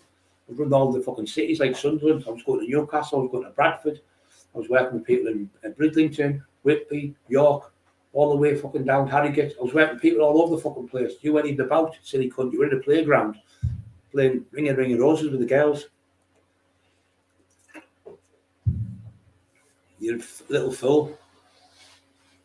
My mother was from Cork. But my family originally from Cork. That's where they're from, my family. the originator, the first came over as Vikings, and I'm going to get that. So when I'm going to choose it, the McGivern family, I've got it. It's got some blue and white crest. I think it's a lion on it, and you'll see the McGivern clan come from Vikings in this 11th century, I think, to Scotland, and then they went to stayed there for so many hundred years. Then they went to Ireland, I think, and then when they went to Ireland, they went back to Scotland. I think the famine thing was on. But remember the little insects, potato famine, I think it was called. No one was getting any food; they were starving. They went back, but it's all there. My uncle Tam, Thomas, they call him, his nickname Tam. They shorten it in Scotland, Tam the Bam. All my uncles can fight for fun, every single one of them. They would fucking destroy you. I'll Frank, old Tam, old John, all would destroy you, tinfoil. And they're old men, they'd still destroy you. What a silly question, play on getting rid. He's an idiot, you can tell it's him the way he's going on. Just a little dibby cunt. He's still taking drugs in front of your child. He's still sniffing that heroin in front of your son and sniffing coke. We used to do every day. When I used to come over, you were off your head every day.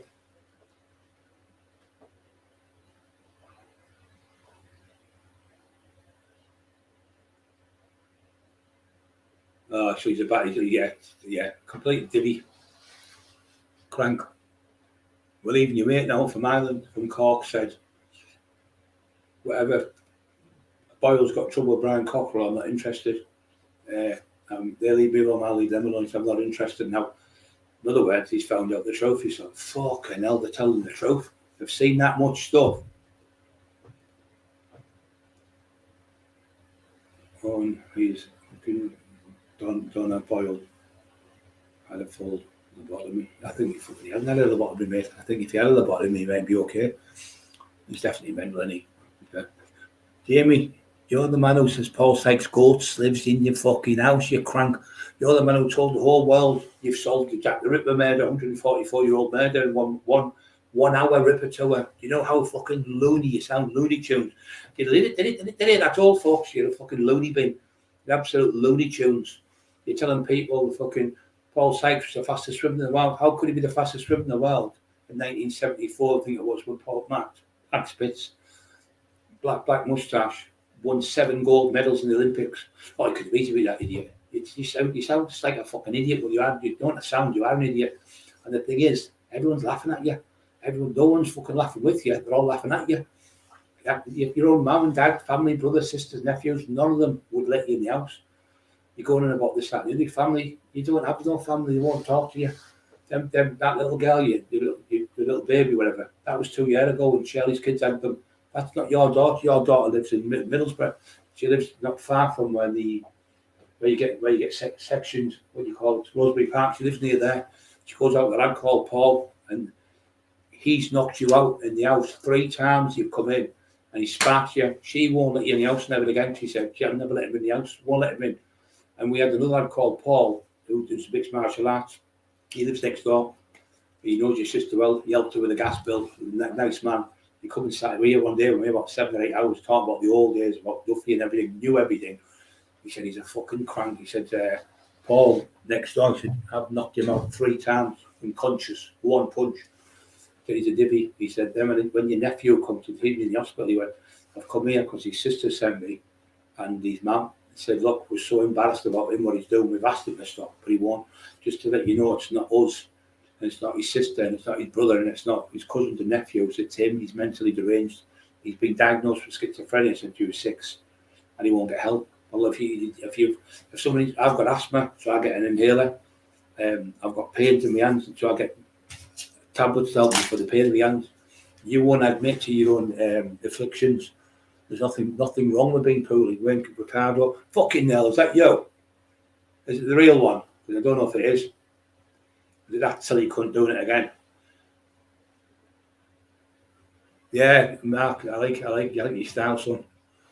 Yeah, just chilling there, Mark. He's just sitting in there, ready with a spanner to hit the cunts. Oh, he said, why has every one of you who's got spanners? Because I trust every single one on here, everyone with a spanner, because I know the fucking divvies. I'll get whacked on the head with a cunt, knocked out. Even though it's an invisible one. He has a fucking brain, Donald Boyle.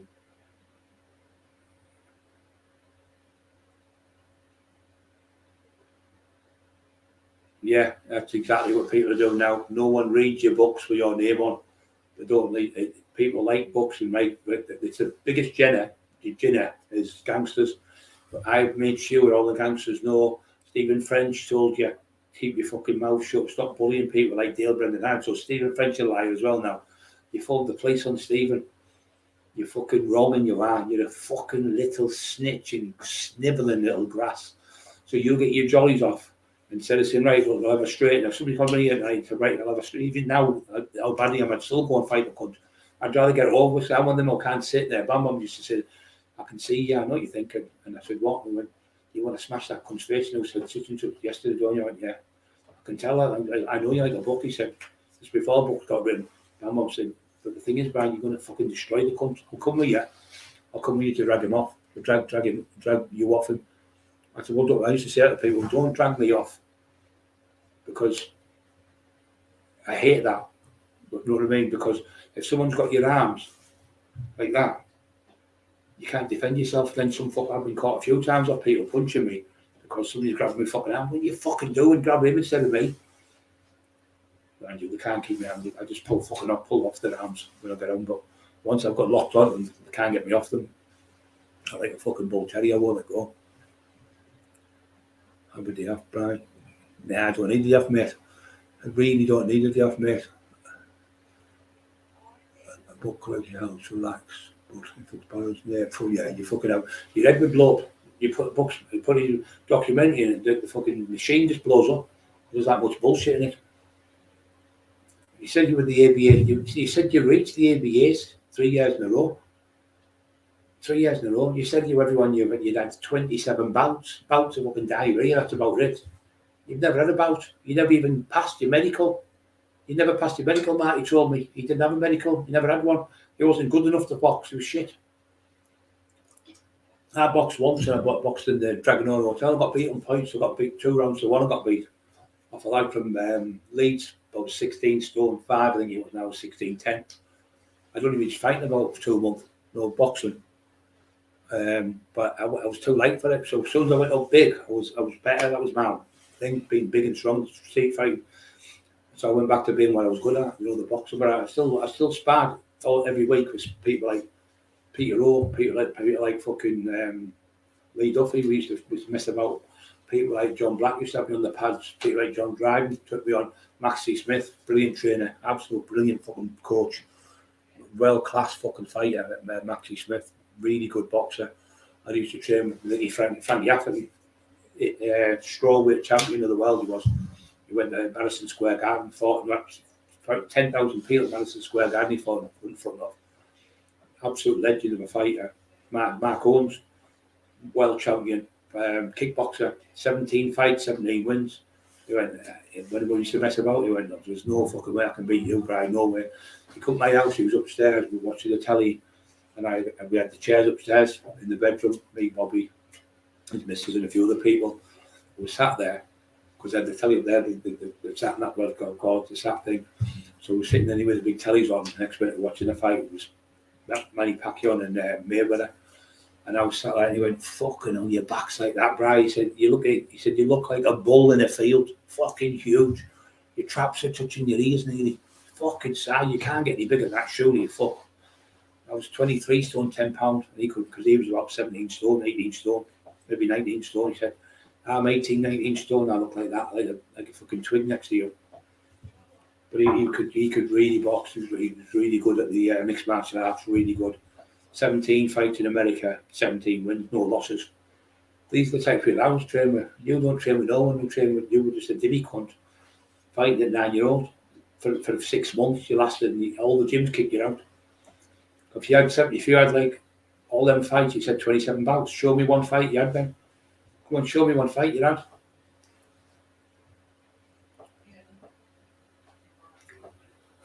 No, I've got to keep going, Ian, son. I've got to keep going, brother.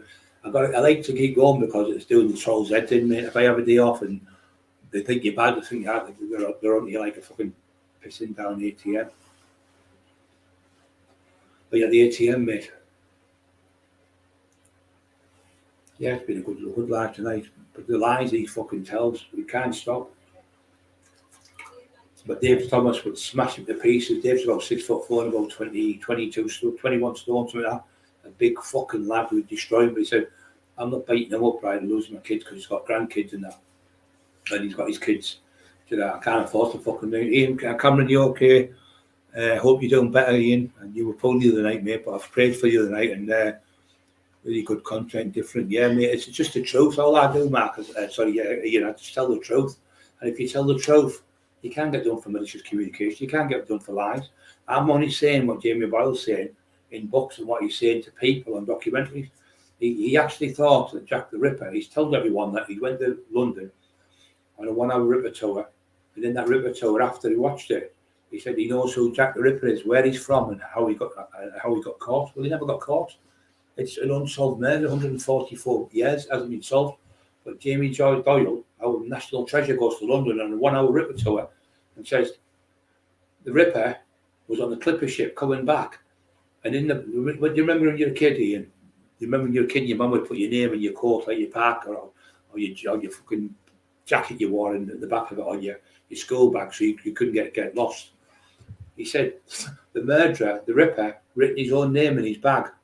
So what honest fucking murderer, well, not honest, like fucking psychopathic murderer with they're usually got good IQs, would put his own scalpel, knife, and implements in a bag and then write his name and address on from Middlesbrough, 123 Borough Road or whatever, and leave it on the clipper ship for fucking to get caught. So no one's been caught even now still. So he still hasn't divulged who the Ripper is. Now, if he knew who the Ripper was, he'd be all over, same as the bullshit. He interviewed Tyson Fury, he interviewed Tony Bellew, he interviewed, what was he called? Tom Fury, he interviewed John Fury, and he interviewed, what was the one called? Tyson Fury. He interviewed all them. So, Jamie, where's the interviews of these people you told us you interviewed? Because you'd have them up non-stop all over.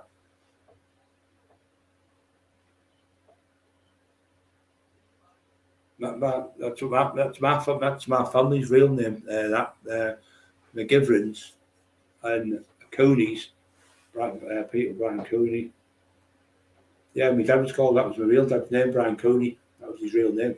That was his proper name. My dad, who my mum got pregnant to, they was split up. He was only 19 at the time, and she was only 17 or something. But that was my dad's real name. From Courtbridge. He's from Courtbridge, Scotland. But they originated from Ireland as well. The same family. So all my family are Irish, and Scottish. There's no English in my blood whatsoever, not one drop. But it doesn't matter where you're fucking from. Doesn't matter where you're from Timbuktu or fucking Afghanistan or fucking.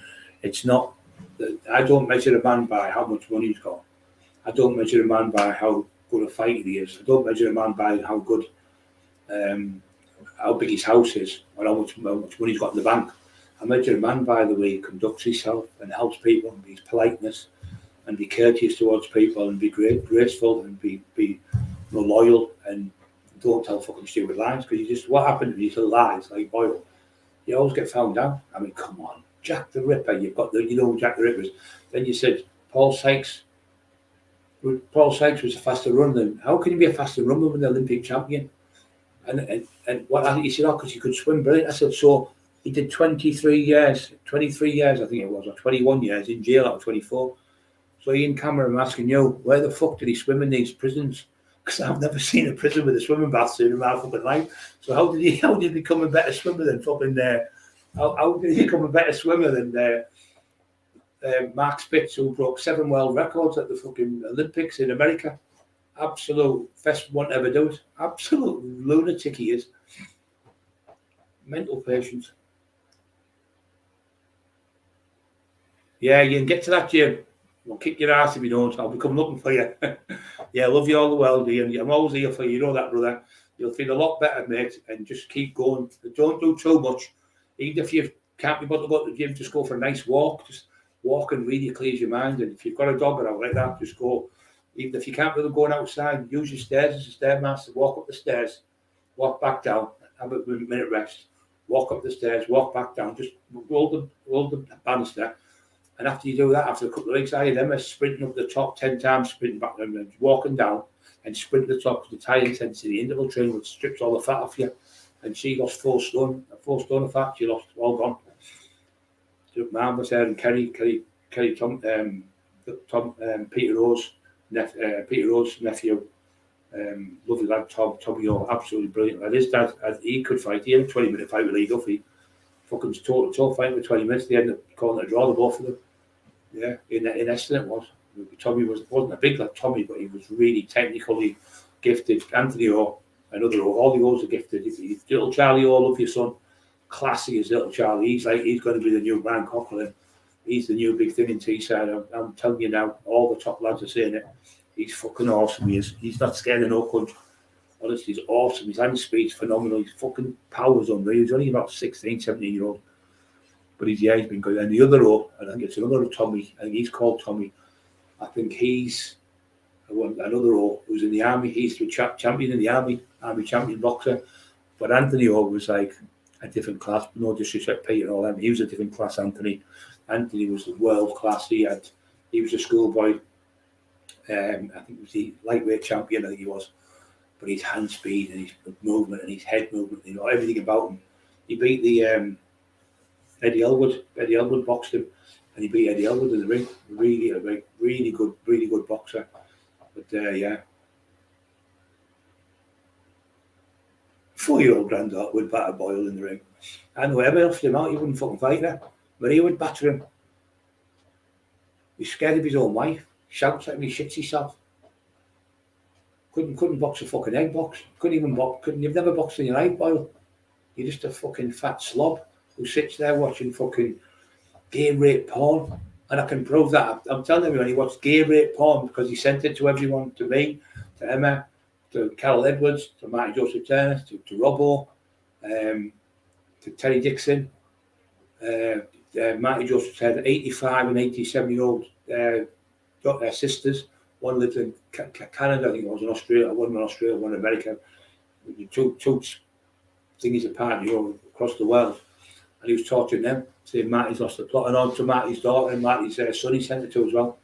He sent it out all the time. And Marty was fucking 78 year old. He was given a medal for outstanding services for his contribution for saving children for 44 years on the streets of South Bank, getting in trouble and going to jail.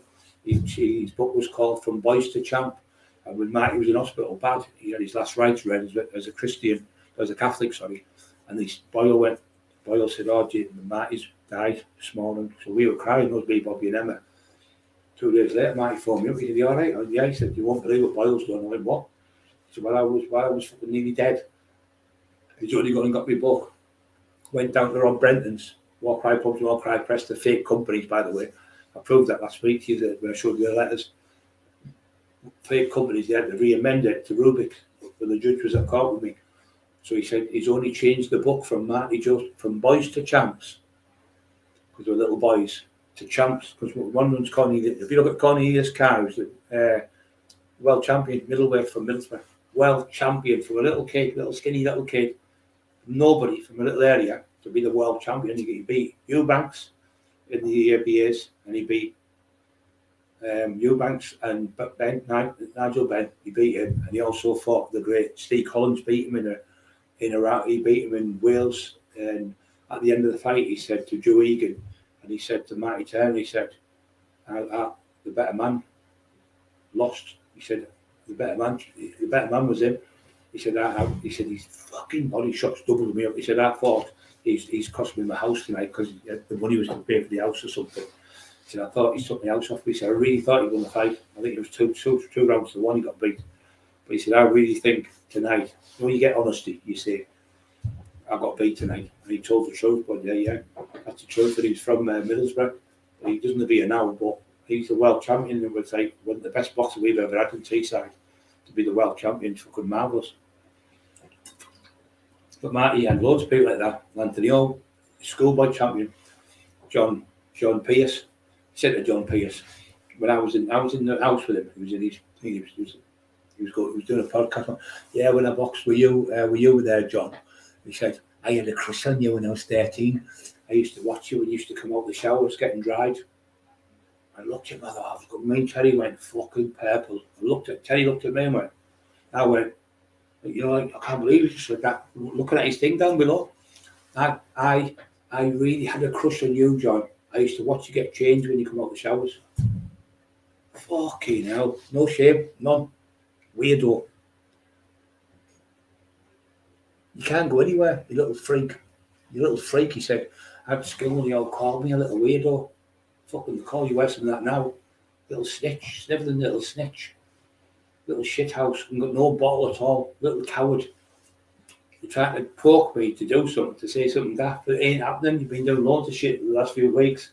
Because you're trying to get me locked up, aren't you? Because there's only 6 days to go for your prediction, and you're going to look such a fucking fool again in front of all these people who are going to, on the night, they'll all come on and put the thumbs up my heart because they'll all realise I haven't been locked up.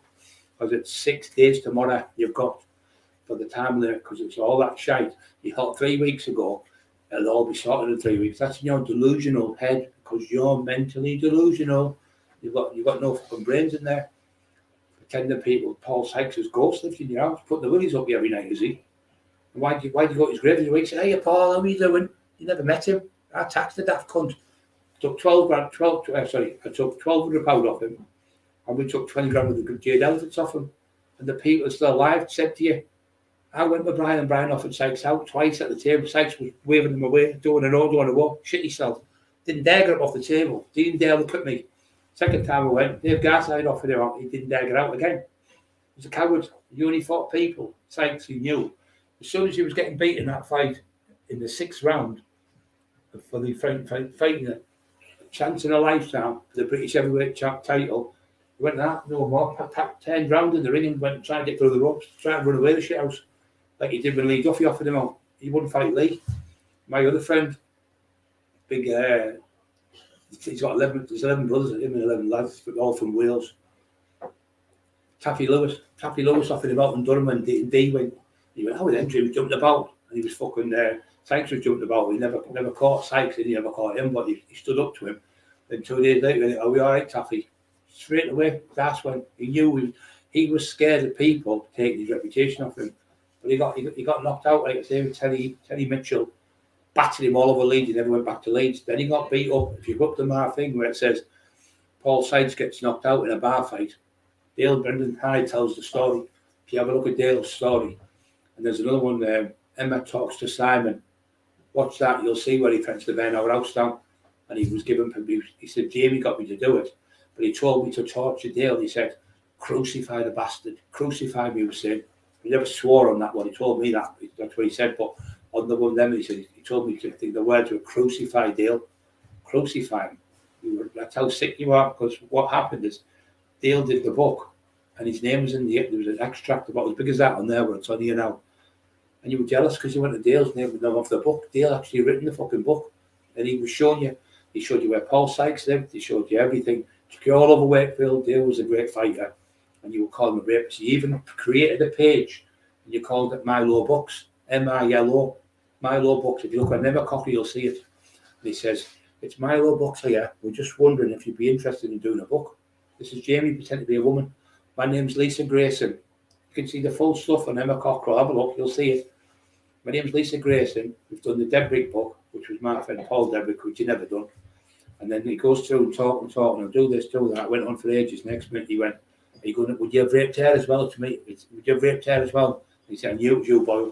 I fucking knew it was you straight away. And then you'll see all the stuff what he's saying to Dale. Just vile, horrible, vile man. And he just hated Dale. What's what Emma talks to Simon. The video he talks on there, he says he really hated Dale Brendan Hyde, but he was shit scared when he come to Wakefield to see me. He said we were out. He's going, if that Dale comes, I know he has knuckle dusters. But if Dale comes, he said he was really, really scared of Dale Brendan Hyde, really scared, shit himself. Pure coward, shouting his mouth off, going to do all sorts to Dale. And when he got there, I'm going to bum your dog, and I'm going to do this, I'm going to do that, laughing down the phone like the Joker off Batman, saying, I hope your stress gets worse and your cancer. No, I hope the stress makes your cancer worse. You're going to be dead in a year. Because he had stage 4 cancer. Imagine saying that to a man dying of cancer and torturing him every day for about 6-7 years. Till Dale found it. Dale was fighting cancer for 6 years. Only a few months ago he passed away. So fucking sad. but he never got his revenge on that cunt. But I'll never stop fighting for Dale. I'll never stop fighting for Marty Joseph Turner. What you did to that old man, torturing him every day, sending him disgusting pictures of women and men and all sorts, like threesomes and old women and disgusting big fat women with no clothes on. You're sick in your head doing that to an old man. He was down to OCPD and he knew he was dying. So when he was dying and he thought he died, he put the book by Martin Joseph Turner, To Boys to Champs. He put book written by From Boys to Champs by Jamie Boyle, Marty Joseph Turner. So that reason, he said, why do you think he's done that? I said, because he thought he died. He would be the sole owner of the book then, because only you had your name on it. He's gone down that Friday, Saturday, all weekend, printed the books and put his name on. So he thinks you're dead. He would get all the profit off the book. He went, oh yeah, you're right, big fella, because he was clever. Martin, he wasn't like a mile of cleverness. And he says, your fucking brain's miles ahead of everyone. He said, yeah, look at Joe Egan one in Matt Emerson. You're right, big Joe Egan, Matt Leg. Yeah.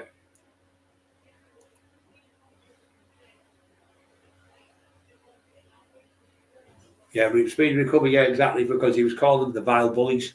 And then as the gangster comes on, he's another top gangster, John Elite. John Elite, what a lovely man. And he said, listen, big fella, he said to me, your name's been coming over the pond. That's what they call it over there. It's been coming over the pond for years, the taxman's name. The legendary stories have been talked about you. If you watch, you'll see me talk to John. I'll put it back up if you'd like it. And I can tell, I know you're the real deal. I can tell by your eyes. I can tell by your expression, the way you move, you talk. When you're telling me these things, I don't treat it. Well, I know you're real because I could sit here for hours talking about you and we'd still be talking because these other fuckers, he says, tell them to put the credentials up. You've done your stuff. You're in books, you're in newspapers, you've been arrested for things, the same as myself, for murders and stuff like that. He said, so you've done these things, or you wouldn't have the name you want. You wouldn't have a name coming over the pond, and people are now pubs talking about you, and clubs talking about you. Have you seen this crazy bastard from England? He's fucking lumpy, and whatever John was saying about me. He said, your name's been coming for a long time over the pond. So he said, if you ask people in America about you, they know the taxman straight away. So if them type of people know me, like he said, it shows you how big my name is, he said. Well, these others haven't got anything they've done in their life. So they pretend to hang on the coattails like people like you. That's what Boyle's doing. He said to me privately, he said, he's hanging on your coattails because he can't get anyone else. He said, when you cut ties with him completely, you get rid of him, and you proved, I know he's a troll. I can tell him that way because I've had them myself, Brian. He said, the fucking little idiots, the things about trolls, they never ever meet you. They never ever come to us straight away. If they do, they try and set you up the police like they've done with you. He said, he's trying to poke you with a stick so you go crazy like the old days. But I know you're not stupid enough to do it. And that's what I do, listen to people like John Elite and people like that who are fucking, he was in the Gambini fucking family, looking after fucking the Gambini, fucking Godfather, fucking top of the range, fucking villain, being in trouble. He was in jail in there.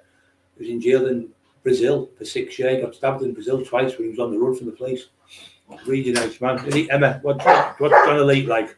John Elite's an absolute beautiful man. Isn't he a legend? Yeah. Didn't he say, hey, little boy?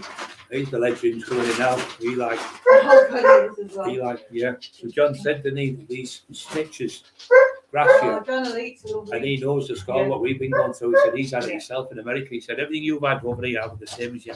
Yeah. He said, I got one right. Hey, get out of there. He listens to me. Come here, this kiss. That's it. Good kiss. Good boy. Oh, shut up, Wolf, you big baby. Big crowd. He said, when there was a lad calling in Reykjavik. He said, so I said, listen, you little mug, whatever he said to him, like his words. Don't stop being daft with me, I'll send somebody to your house. He went, no, what, all the way from America, you daft. 20 minutes later, I said, look out your door. Go out your door now. Knocking on the door. He went, I'm joking. He said he fucking shit himself. His lads were from no matter where you are, I can find you now. And well, the hell shit, we on this class that like. This machine was there miles ahead of us, fucking multi-millionaires, aren't they? Oh. And he found the fucking little rat and he went, oh, it's joking, it's just a game, it's a game. Yeah, it's true that. So it's the game, he said. Shit house. But they never have, like my outcome was Brian Cochran, then one come on as Tommy Smith, Johnny Jenkins, Lisa Grayson. Imagine calling yourself Lisa Grayson to entrap someone to try and pretend they're a paedophile. But you're the one who knocks around with paedophiles.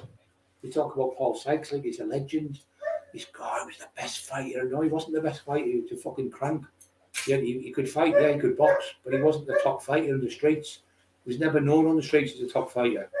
He got battered by a rugby player from Blackburn, I think it was. He punched him all over. And the man who won here told me the other week, said he never come out of Wakefield for 2 or 3 months. He hid in the house.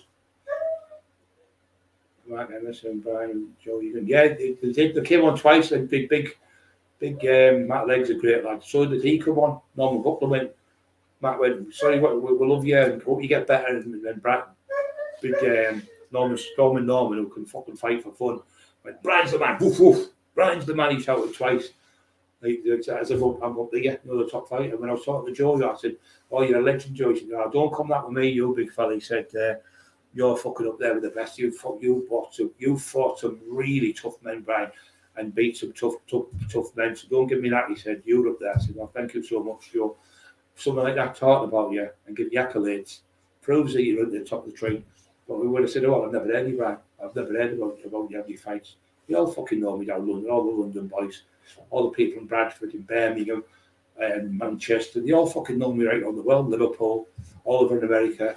They don't know you, tinfoil. You're just sniffing a little grass.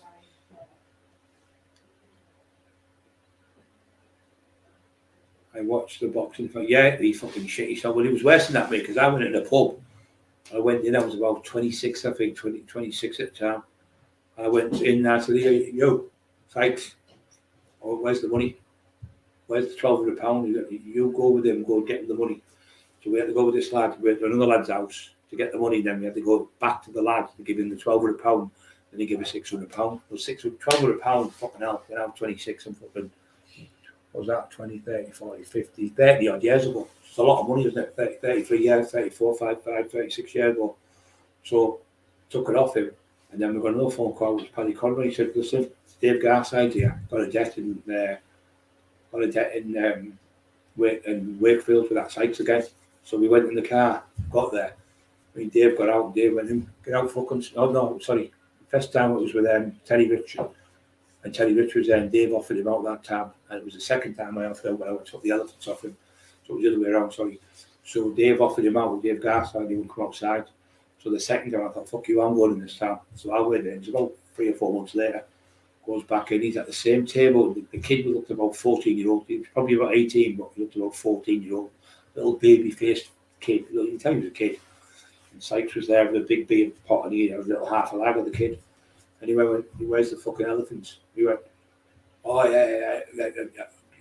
Anyway, fucking, I'll have to get them. Somebody else has got them, he said. So I said, do you want to go outside now? Do you want to go out with me and you? Do you want to want one? He went, no, I've done that, no, like that. But he was like, here, I was there, and he was there, he was going, no, like that. And Paddy Conroy said, I looked through the window and Sykes shit himself.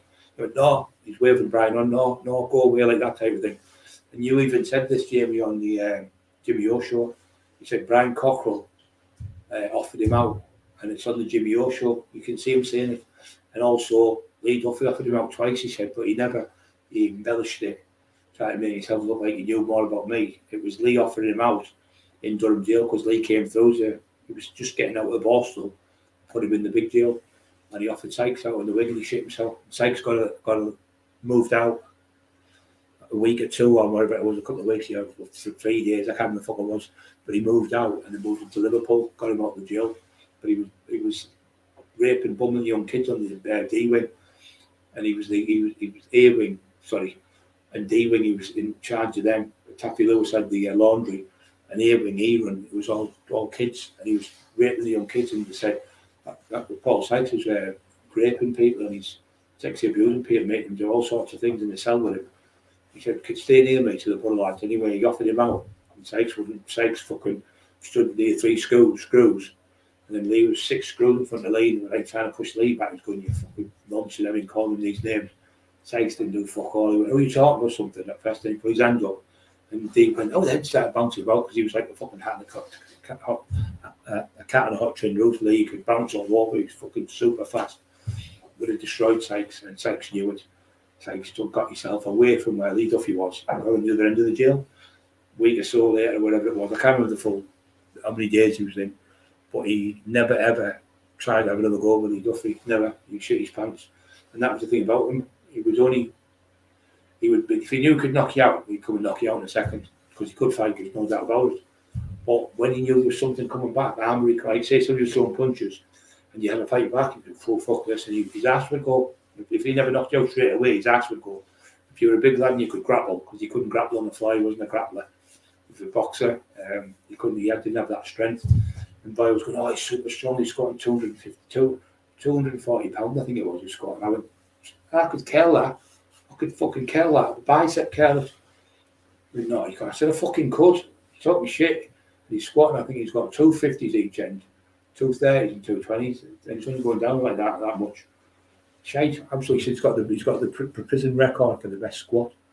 Fucking best squat. I've squatted fucking 8 plates, 9 plates each end, but I needed a touch. But I couldn't get it up properly. But I got 920s each end on the fucking bar. Green idea. What I'd say about them type of people, a lot of people say that, Matt, but I always say this to people. I'll just say I would never say anything about someone in the day before I was around, because they were legends in their day, in their time, and they beat top fighters in their day. So I always say they're legends in their days, in their time, and I'm a legend in my day, in my time. So I never ever say I could have been, even if I know I could beat these people, obviously because I've got mums and dads and family. But with people like Sykes, I just tell the truth, But Roy Shaw, somebody said, could you beat Roy Shaw? I said, even if I could, I wouldn't want to, because I loved Roy Shaw, he was great. Same as Lenny McLean, I wouldn't want to beat Lenny McLean because I looked up to Lenny McLean when I was a kid.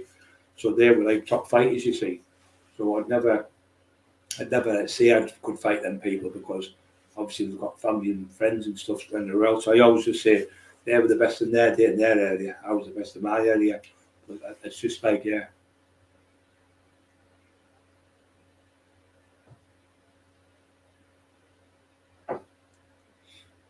Yeah, he's a low life twisted mate. Rock, he's fucking totally mental, mate. And I would never have mentioned Sykes only because he raped kids. And I'm probably sure my brother's great. And my dad died Christmas 6th, I think January 20th. We buried him, I think it was. But my dad's grave, he was a fucking wrong one. I would never call anyone that word, a wrong one or a pedo, unless I knew my 1,000,000%.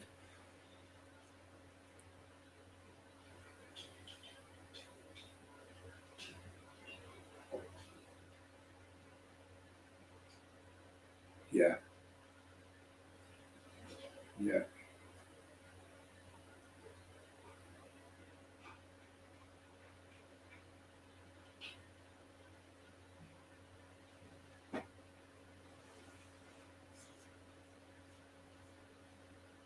John Daly, I don't think that means that, mate.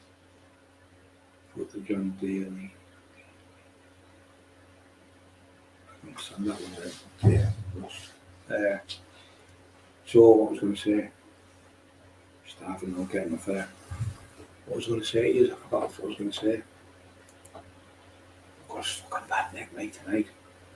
My hands aren't as bad today since I've took that. The oral off today, instead of the tramadol and naproxen, a little bit, like spaced out a little tiny bit, but still got all my faculties, but like you feel a bit numb, like you've been dazed a bit, but it's better than them tablets every day. So I'd probably maybe do that 2 days and then go back on the tablets for 2 days, then go on the tramadol for 2 days.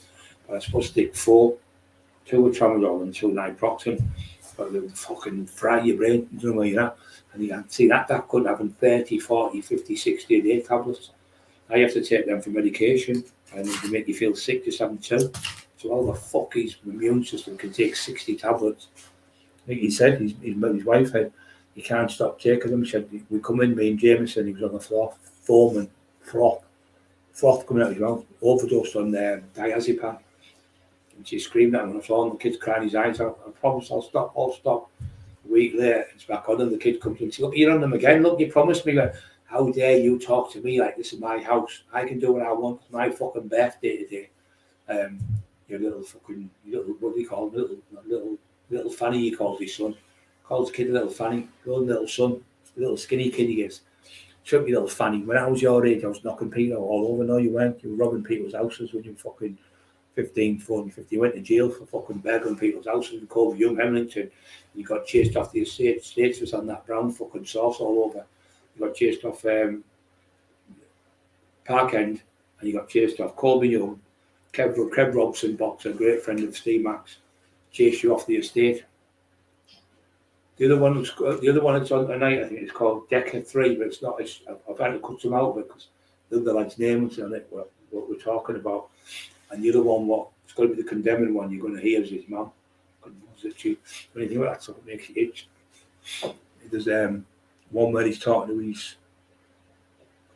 to the police, and he's going, oh, like as if she knows me and all that stuff. She's going, you're him, aren't you? You're Derek Higgy. Derek Higgy, you're really him, aren't you? She's like, it's you fucking paedophile bastard. You know, in the end, you can hear a cogs going round. And he's going, yeah, I'm him. It's him, I'm him. He thinks, he's gone, oh, they know me, you know. She went, yeah, for being a fucking nonce, that's what they know you for. Not for being a fucking fighter or, because he did a movie where he throws somebody in a grave. And he was another something else, like a two little bits, same as me, just a two bit movies really, and not a big one. And then he's pretending he's an actor in films, fucking idiot. So he thinks she knows him from being actor and being the governor, but the governor was thrown. When Julian Francis went in the ring with him, he got paid to dive in the ring for £6,000. He was only going to get about £1,000 to fight. They said, we'll give you 6 if you do a dive. So he did a dive, made £6,000. That's true, that. Gary Underpants.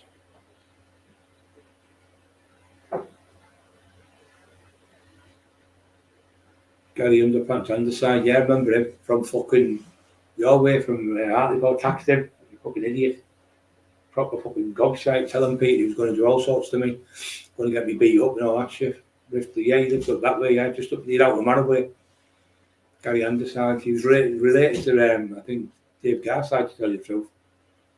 So I'm going to get Terry Richard, I'm going to get Dave Garside. So I went and seen Terry Richard. He went, I'm doing fuck all here. And he's passed away, Terry now. I knew Terry since I was a kid. He said, I'm doing fuck all. What can I do with you, for fuck's sake? You're mental. Anyway, Terry took 10 grand off him. He actually took a DVD out of his house. It was a porn video of him and his wife. His wife was dressed up in all bondage. I'd never seen the video. But he said, look, I'll give you that. It was them tellies used to get when you put a DVD in. Not DVD, so yeah, an old-fashioned VHS video. That was in there. And they made the porno. And Terry took the telly off him for saying he was going to get me onto it.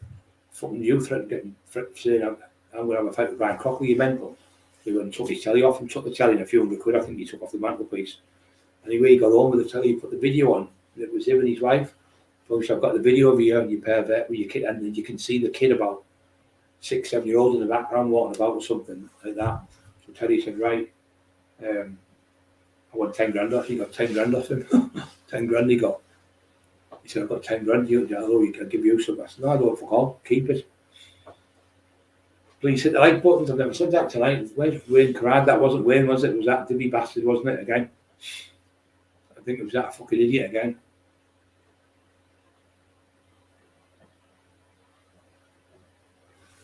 Yeah, there's a couple of screws come on. There's been a couple come on pretending to be screws, and it's been Boyle pretending to be a screw. Dibby comes pretending, I worked and he was a good man and all that shite.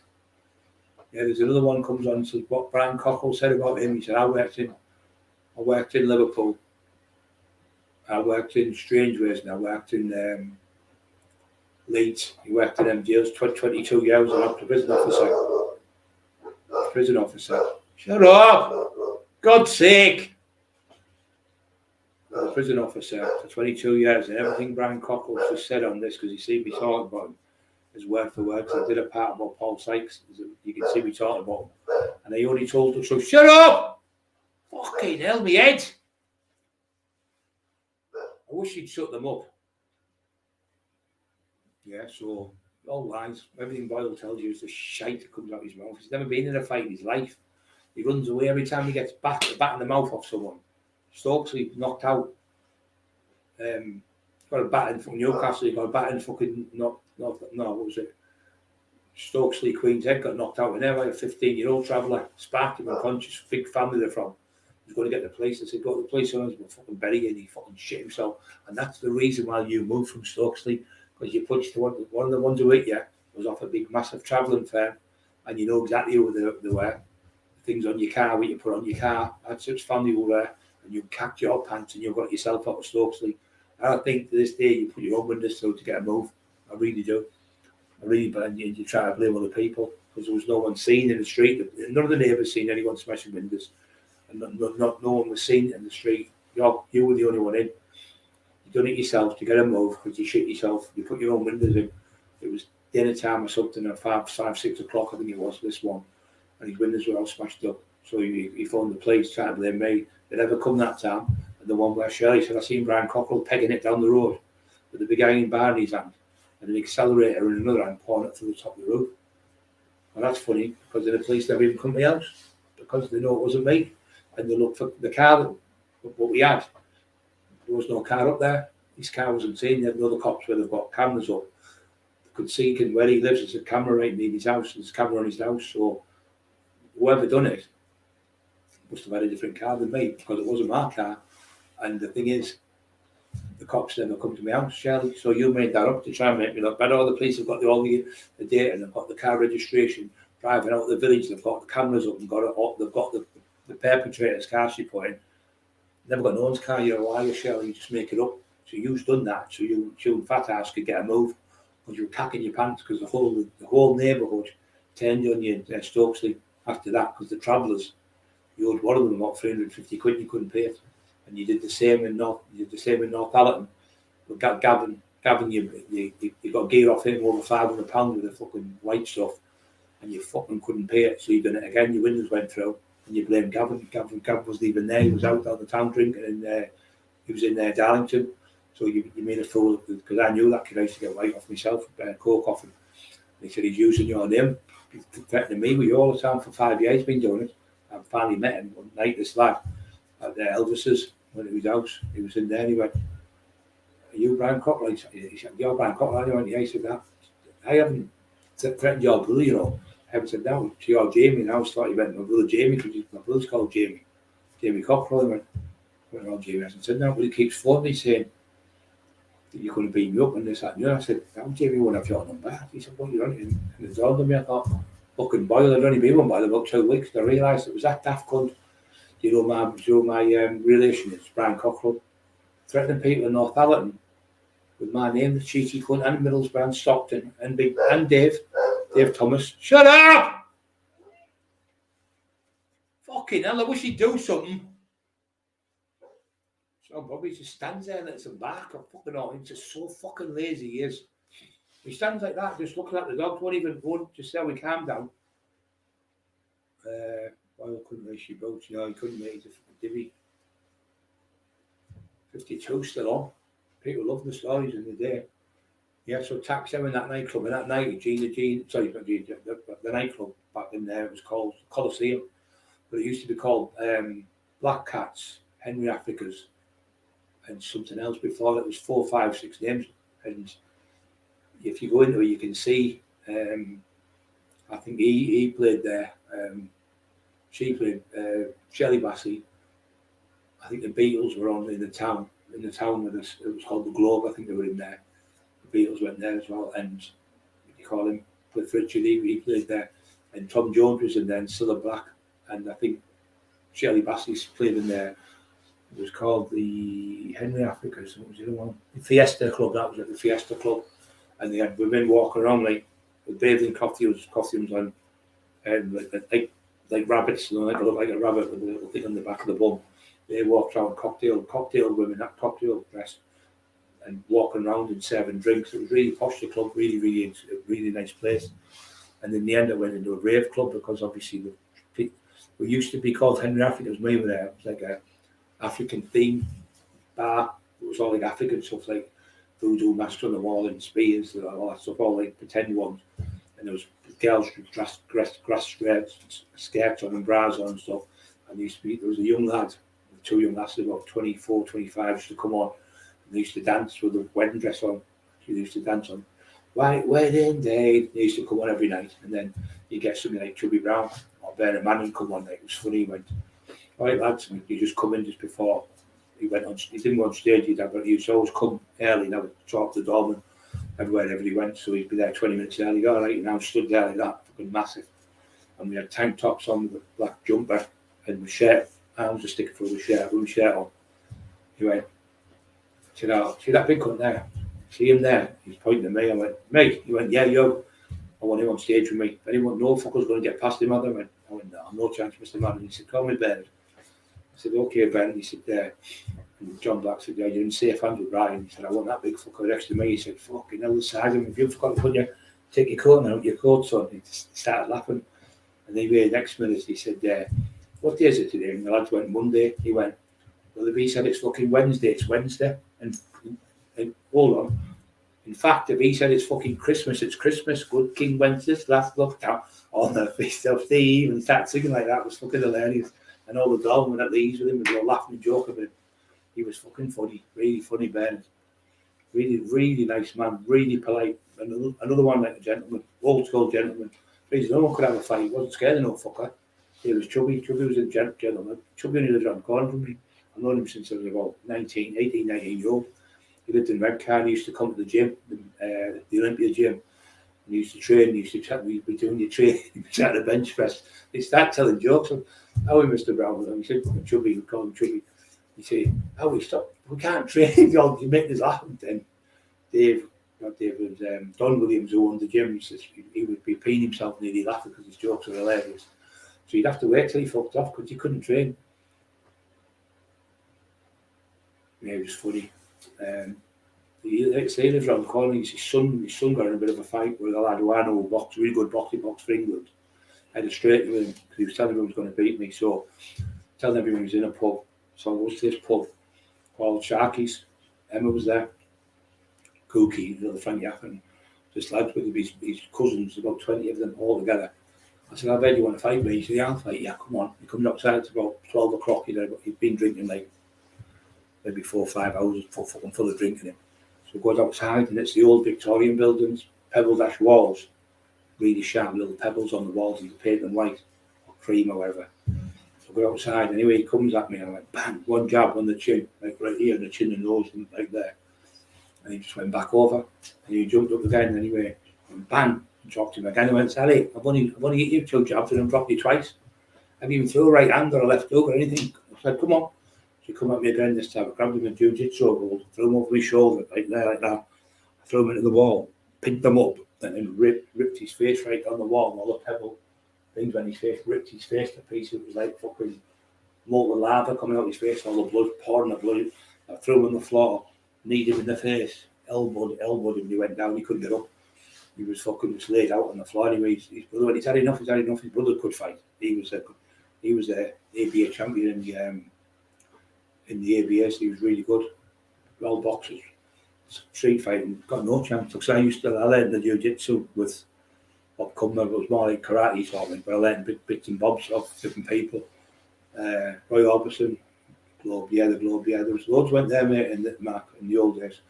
The Beatles were on the front. You could see the coach and all the people all the way down, Silver Black, all them were there. There was loads. Yeah, I think Gary tried to get big for the boots and deal up his own Terry. I took £36,000 a year off them. But it wasn't off them, it was off a firm from London. And Richards got on the phone to me through somebody and said, look, I said, listen, he's a snitch. I sent him the paperwork, sent it down to him in a letter. He was working with the cops. He was working for, not him, another lad called Mark. And he was working with the cops. He was setting people up with the cops. And he had a phone bill. The lad lived in Sunderland with him. And he fucked off and never paid the lad the rent when he paid him. He owed him some money for drugs. And he fucked off to Hartlepool. So Steve, my mate from Hartlepool, knew this lad from Sunderland, very good friend. He went, here, I've got the phone. And he come down with it, because then you used to get a phone, your mobile phone. You didn't do it on your internet. You used to get a phone, like a piece of paper off the company.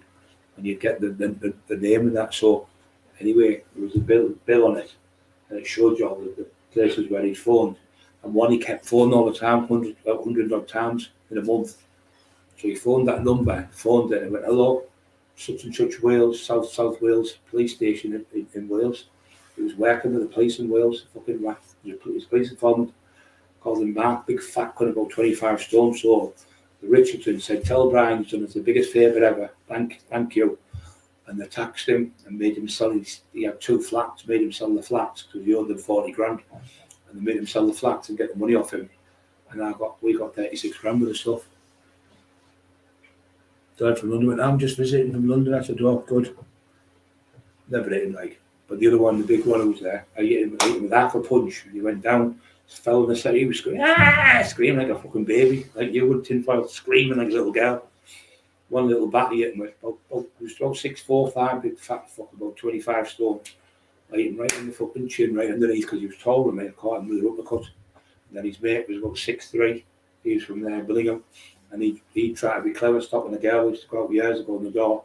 Tell her she's twice as much for her because she got out with cockroach cheeky cunts. So I went looking for him, never fought me. And then they had this fight, so I knocked him down, hit him, and he went on the floor. And I went, what do they call you? He was going, Brian, like that to me. I went, Brian. And then I realised, I thought he was going, Brian, like going hit me type of thing. His name was Brian, he was from Teesside area. Big name, big drug dealer. Tax the cunts, never did fuck all, none of them. Not a fucking thing. My chubby son lives, there's 2, one's died. That one that you're about, I saved him. It was in a nightclub called Leo's one night. And there was a big kick-off with about 15, 20 of the Red Casuals kicking off, and they went to jump with his son and went, sit down, like that in the pub. The whole fucking pub nearly sat down. The lads from Hartlepool went, fucking hell, you've got some pulling here. I worked there for years, and you know me, they all just sat down in the fucking, Steve went, fucking, some of them were sitting down on the floor. I fucking never seen anyone shouting anyone like that and see so much fucking chaos. All the chaos just stopped straight away. You'd see biscuits. They beat all places, names, clubs we had. Tropicana Street. Yeah, they had all the mad things in there, like Americans, they copied off a little bit, didn't they? Some of the seat there, the things they call the places. Saltburn's quite a posh place. It is really posh, Saltburn. But some nice fucking multi-millionaires live up there, Saltburn. Really posh. Fucking houses are fucking like a fucking stadium, or like a fucking football stadium. Monstrous. Absolutely. Some of them are fucking like my solicitors. Craig B was up there. He said, you paid for my fucking house, you, the amount of things you were up for over the years. You paid for my fucking house. I used to go in and say, because he was a great rugby player, Craig Beer, solicitor, and Brown, Graham Brown. They were the best 2 solicitors. And I went, what have you done now? He said, so he'd phone me and go, do you think they'll turn up a call? Because I don't. He used to say, I don't think they'll turn up. They'll come in the office for the police would be there to go. And they'd go and he'd go, can I have 2 minutes with my client? He says, do you think they'll go to court? I went, do you? He went, no. He used to make me laugh. He used to know for the fact they weren't going to turn up. I said, these aren't going to turn up. Trust me. When I do trust you. He used to laugh like fuck. He's about 15, 16 stone, but he was a big bloke. And he loved the rugby. Really nice man he was. Passed away. I think he got a really bad disease. Morgan disease or something. He got it really bad. Took his life. It took him away. Killed him. But every time I went to court, he'd go all the way up there. Like Spennymoor come and get me in the fucking police station to get me out, things like that. He was a lovely man. Lovely man he was. Went to see Roy Orbison, the Globe stopped in the 60s. Yeah, you're right, it's right. We were all in them clubs, all them type of, see in them days, people used to go to get entertainment by people standing up on stage. So when you know you're live, it's different when you're on a mic. When you're on what do you call it, on a live, when there's all people walking about and everything, it's really hard to do. It's not as easy as what you think, because people are watching you everywhere. And I remember doing a magician, and he went, can you do me a favour? Can you stay there? So I don't want to see my act. And I couldn't believe it, because when he had got this little tiny box like that, not that big, and it turned into, it all come to pieces, and it turned into a globe, like a globe thing, like with all little stars on it. And it went into a big round ball like that, but it was only, he had to fold all to show me in the room. He said, how you doing? fold it all together, and he said, it's just a nightmare putting it all back together. And then the thing what they do that with, where they've got a ball, and you see the hand there holding it. They've got the hand here, and what's happening? That there hand there, it's a false hand. So they've got the stick with a false hand on. You're doing that, but that hand there's underneath got the ball doing that. Say for instance like this. Say they've got on a stick there, and there's the hand there. So you think, oh, there's his hand, and then he's got the other hand underneath doing that, like that up and down. So you can't tell because it's got the false hand, it's got the real hand and the false hand.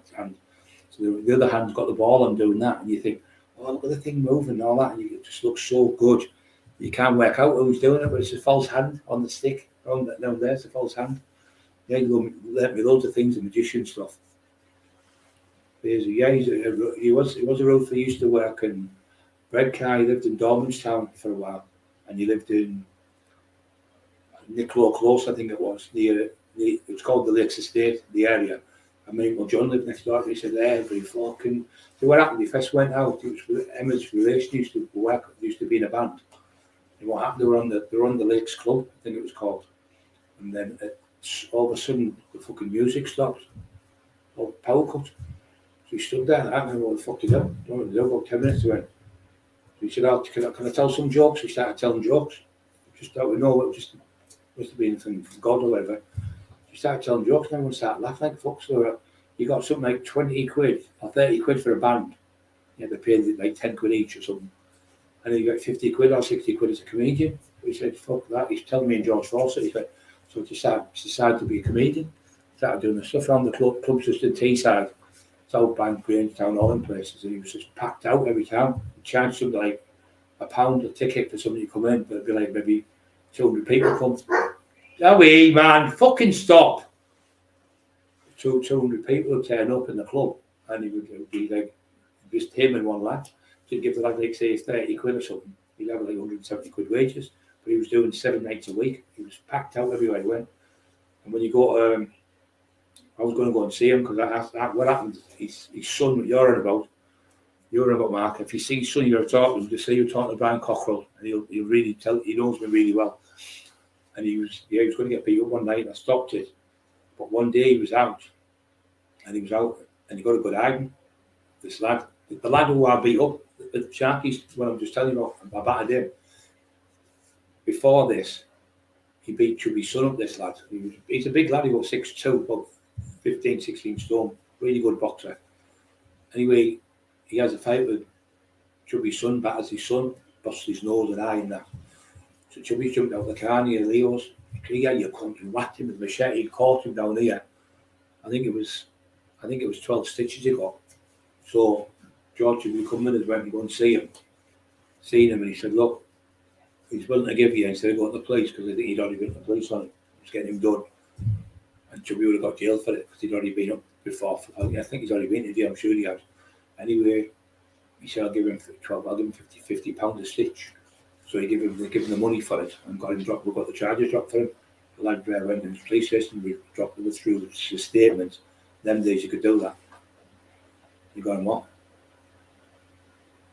Yeah, he was fucking funny in the gym, fucking hilarious. He went out he was with George and me one day. He said, how are you coming this one? Got in the car with him, my top of the range car, and that. We go straight at the very top of the town. It was Barebeck's television shop. So in the shop it was called Banger and Olofsson, I think they're called. I think the Swedish tellies, like £1,500 for a telly. You're talking fucking 30 odd years ago. He spent $5,000 that day on a telly, these speaker things, and a radiogram thing, or the fuck it was, a big thing where you could fucking listen to the music like a big massive record player thing, monstrous. $5,000 he spent. And that was I was what, like 18, 30 fucking odd years ago. Spent it. He could just give him a credit card thing, zipped it and done. And we helped him in with the stuff in the car, and he took it home. And George's brother was called Barry Gardner. Barry Gardner lived in the Closes. It was like the lakes, and there was the Closes. And then there was the courts. I lived in the courts where I lived. There was like little courts, little houses, like a one bedroom flats and stuff. I lived in there. So Barry Gardner used to live in the Closes. So he used to come through, and we bumped into Barry. Barry was the European champion bodybuilder. He's age over 50s, and he was where I think he won the I think he was the world champion. Mr. University one, sorry. It was not European. Mr. University one. He didn't start bodybuilding, he used to smoke cigars, he used to fucking stink. So he saw his face was cut. So they said to him, clump click every trip. You remember that thing with that Jimmy Savile? Clump click every trip. Clump click every trip.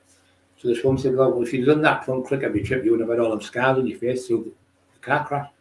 You don't understand. He said, I do understand clump click every trip. It would have stopped you going through the windscreen. He said, you don't understand. He went, what do you mean I don't understand? He said, I didn't go through the windscreen. I got picked up and through the fucking windscreen, and everyone just laughing like, fuck the lad, big lad picked him up and smashed him right through the fucking car, smashed all his face in. So he came through the car, not out of the car. He went, oh, he said, so I couldn't click it. He just started laughing, the woman. Just out, this was at the pub where it's in in Redcar. Yeah, it was fun. We used to have them clubs, fights and fucking stuff.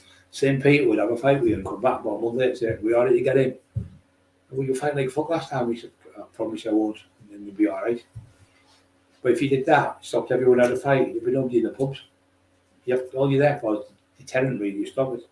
I had thousands of scuffles where you grab people and pulled them out. You know, like fucking thousands over the head, put thousands of people out of clubs. Because I was worked with us for fucking 30 odd years, 36 years I think it was.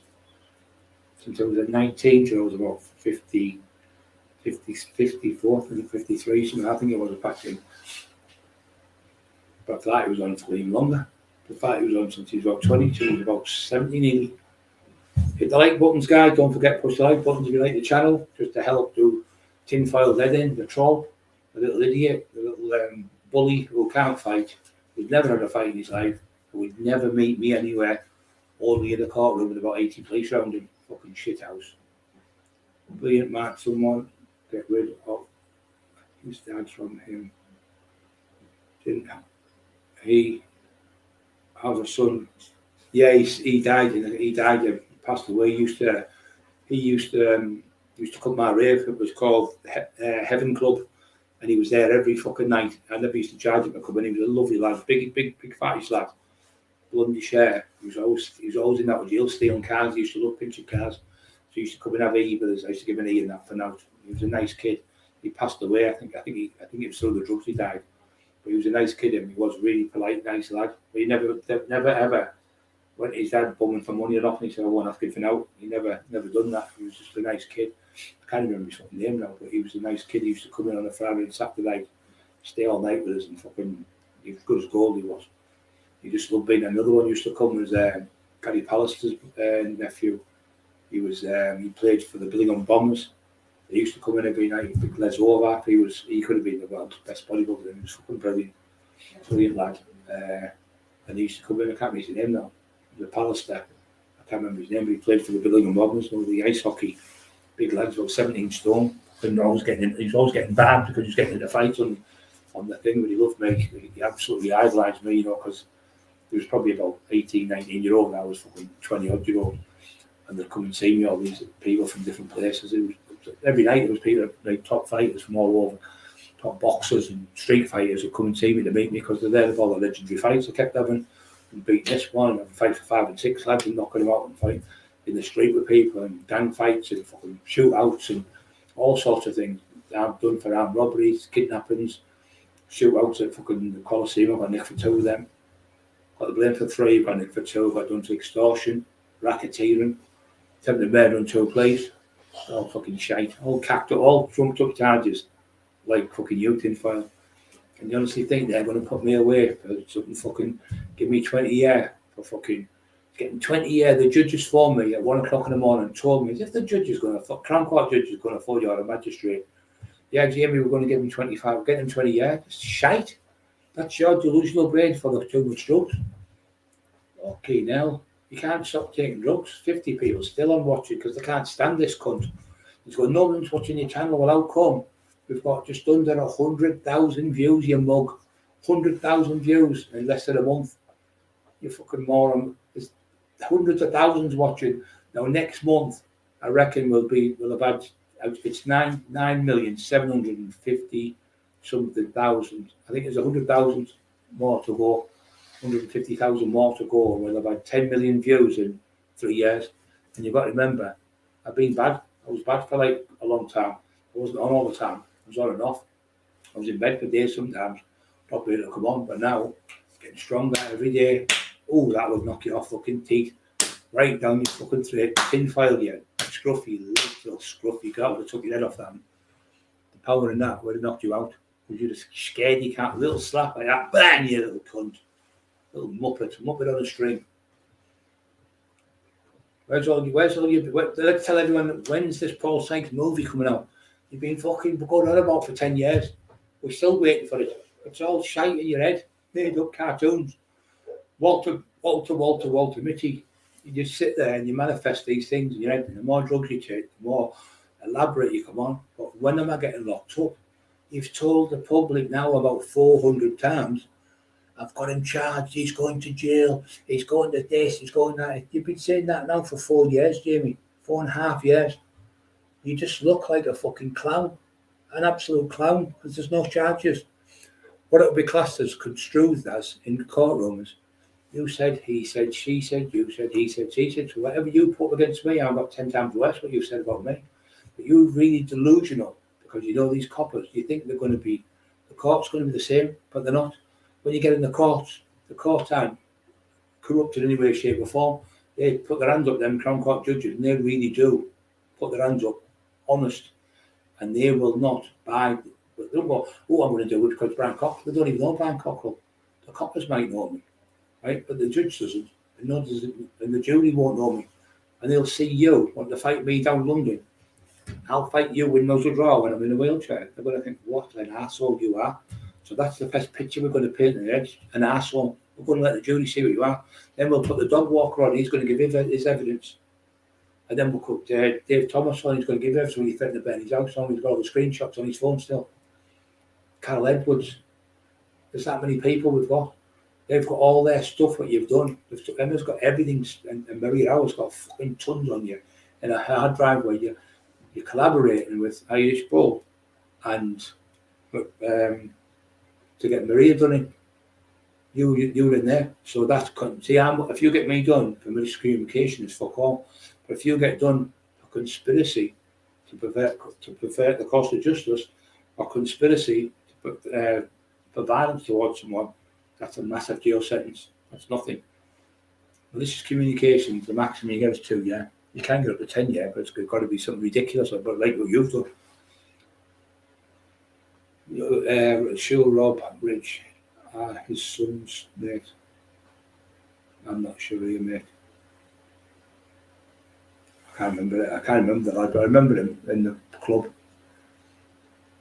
He had a bad attitude and tried to be a bully, used to sort of like, you want a game of pool, oil, and when the pool hit him, he used to tell his name. Right. Yeah, I know Gary, I think he was related to Garside, Dave Garside, I'm sure he was. I'm almost certain, I might be wrong. Silks, yeah. Dyed black, red car with the, who was the old doorman in red car with the dyed black hair? I think he worked in Silks. There was quite a few, mate. I know there's loads. Could be loads, mate.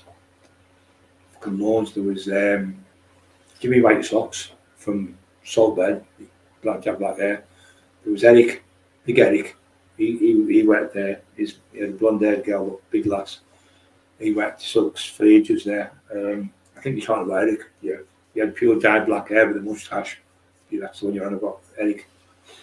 Really nice lad. He used to live at the few sort of stay at Frankie Atherton's house. He had nowhere to live, so his missus stayed at Frankie's. So he had a 2-bedroom house. He stayed there for about 6 months till they got a house.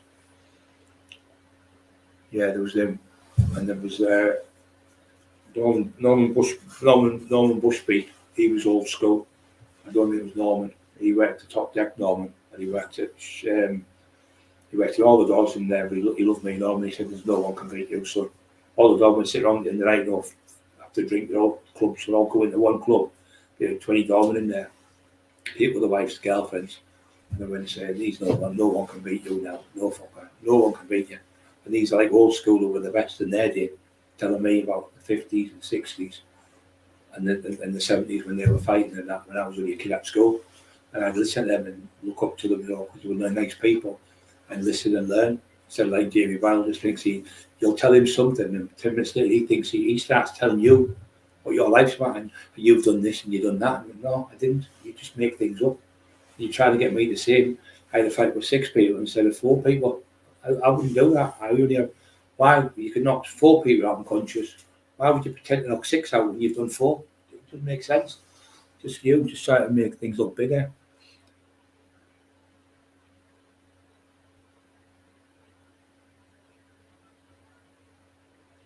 I'm trying to get his dad for him, right? I don't know, mate. Yeah, right, yeah, son's mate. Rich, that's his name, Rich. Yeah, his son's called Richie Vase. Richie Vasey, I think that's his son. He's called that. Chubby Brown, so I think he's called Richie. I'm sure you're right. Richie Vasey, I think that's his name. I'm sure it is. He lived in Dormanstown for a long time. They used to come in there, they used to come in drinking, like I say, and on the right hand side you go to Leo's, you walk up the stairs, you could go in the front, where you could go and sit in the front, play pool and that downstairs, and you could walk up the stairs to the top, or you could go the back way. Or if you go upstairs, you come to the top, you can go that way left, you pay for your tickets out, and you go in, your coat goes in there, then you go right, on the right, they were all stood in the balcony, there's a balcony there, and the balcony that side. Not deep, just like 2 steps up, and you could sit and watch people coming, hi John. I was there and they all started kicking off, so the drinks got spilled. The lad I was with was from London, he was a top drug dealer, he was working with me, and he would only come up, him and another lad, and they wanted to see what type of pull I had up here. And when I started shouting at them, they all just fucking sat down that corner, about 20 people. He went, fucking hell, he said to the other lad, Steve, was from Hartlepool, went, fucking hell, he's got some pull on it. And every pub he went in, Tony Brown let him in with his friends, let him in. Tony Brown let him in and go in. Most of the clubs I get free drinks. Just get what you want for a drink. And I used to go behind the bar, I would just get what I wanted. They didn't mind, because when I was in there, they used to say, Jimmy G-Force used to say, there's a video of me talking about Brian Cockles in the house. Northeast #1, he's shouting in the house on the mic, and he said, Jimmy said, every time you come in, when we've got in a place, we went to a rough place, really rough place, Grangetown, and I went in there, was a lad DJ from Grangetown, and he's going, Brian Cockles in the house, coming on fasting, coming on strong, the Northeast night, the finest #1, the big fella and all the shit, all the tough things about me. Emma was there that night. I was going to have a fight with a Geordie kid, took all my jewellery off, and he had never kicked off. Ended up shaking hands with him. But we were in there, Grangetown, it was fucking rough as fuck. Grangetown was the murder capital of Europe for years. More people per person were stabbed in Grangetown than anywhere in Europe. It was fucking horrendous for getting people stabbed.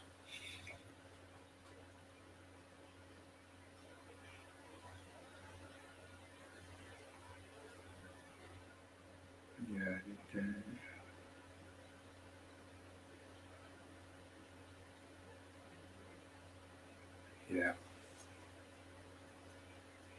He did it with me. And I went down. I'll tell you where I went down. I went down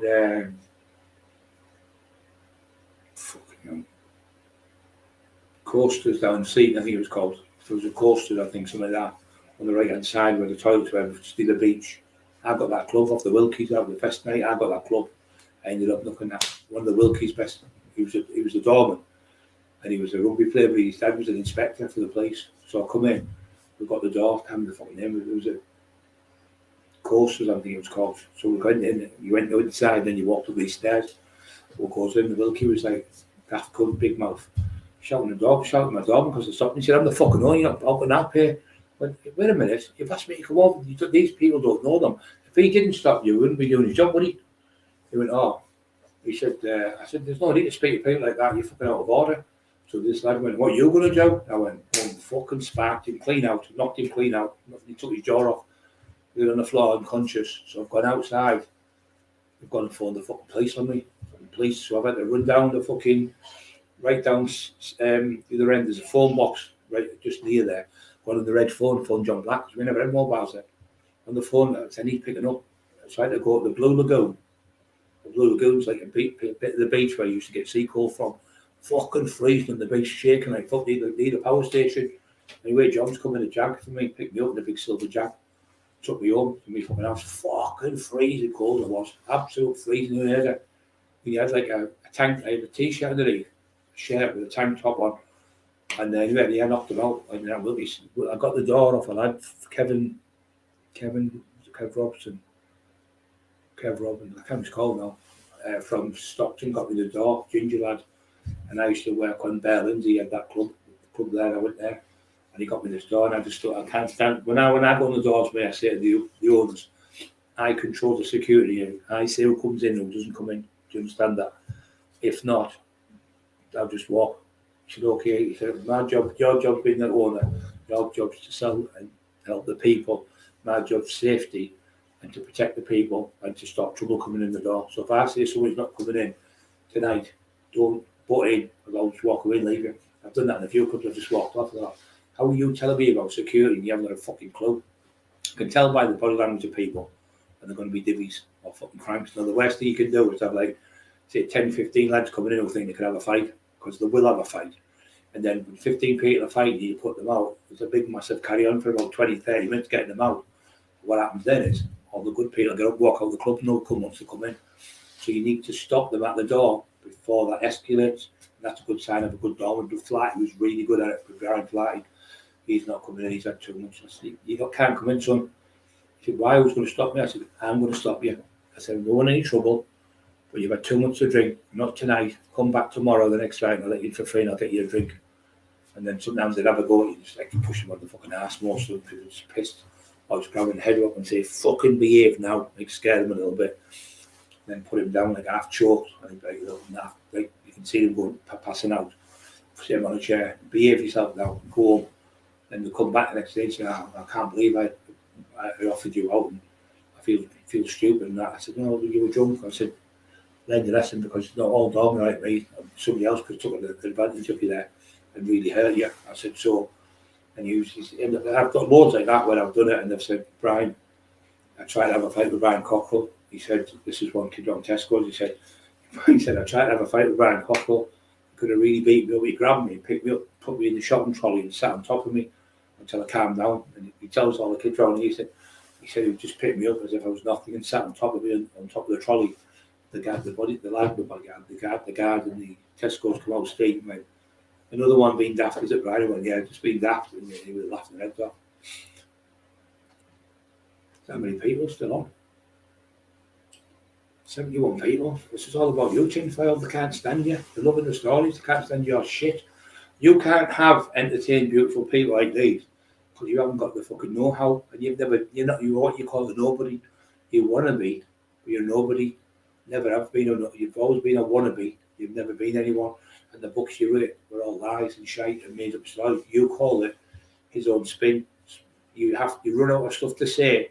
So then you go to the books like, say, the Taxman. Oh, by the way, my Taxman book just got paid today. I look at money off the Taxman book by Bonafide. Used to be John Blake Publishing. Bonafide sent me a check today in the post. Nice check this morning off them.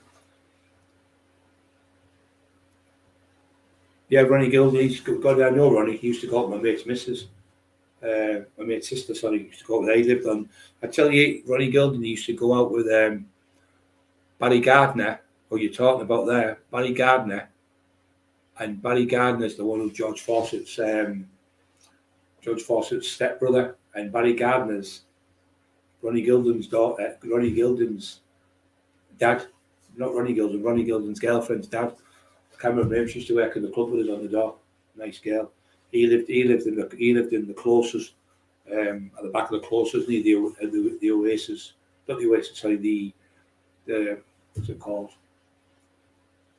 Oh, fucking hell. He used to work in the top deck with us. He used to work the dog on the top deck, and in a couple of other clubs he worked with us. Yeah, so yeah, Ronnie worked in there for last time I seen him was at Red Car with Emma. I went, no, you alright? I said, yeah, mate, you alright? Shook his hand out the door. He was alright. I've seen you for the years. He said, you alright? I said, yeah, I'm doing great. Just before we, yeah, he did. He worked on the scaffolding with, I think he worked with Allo and a few other lads. Yeah, he did. He was a scaffolder. I think he worked for Liam Henry as well. Liam Henry had a scaffolding firm. We worked for him. Yeah, he worked the door. Top deck he worked. Yeah, but he's get the girl he went out with lived. The girl he went out with was Barry Gardner's daughter was. How was it? Barry Gardner's. I think it's like his stepdaughter. She's about 20 odd years old. Yeah, it was all fucking 30 years ago. Yeah. Yeah.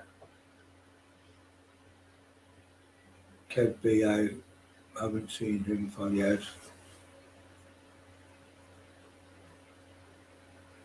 Like, he lived near me in America before I moved.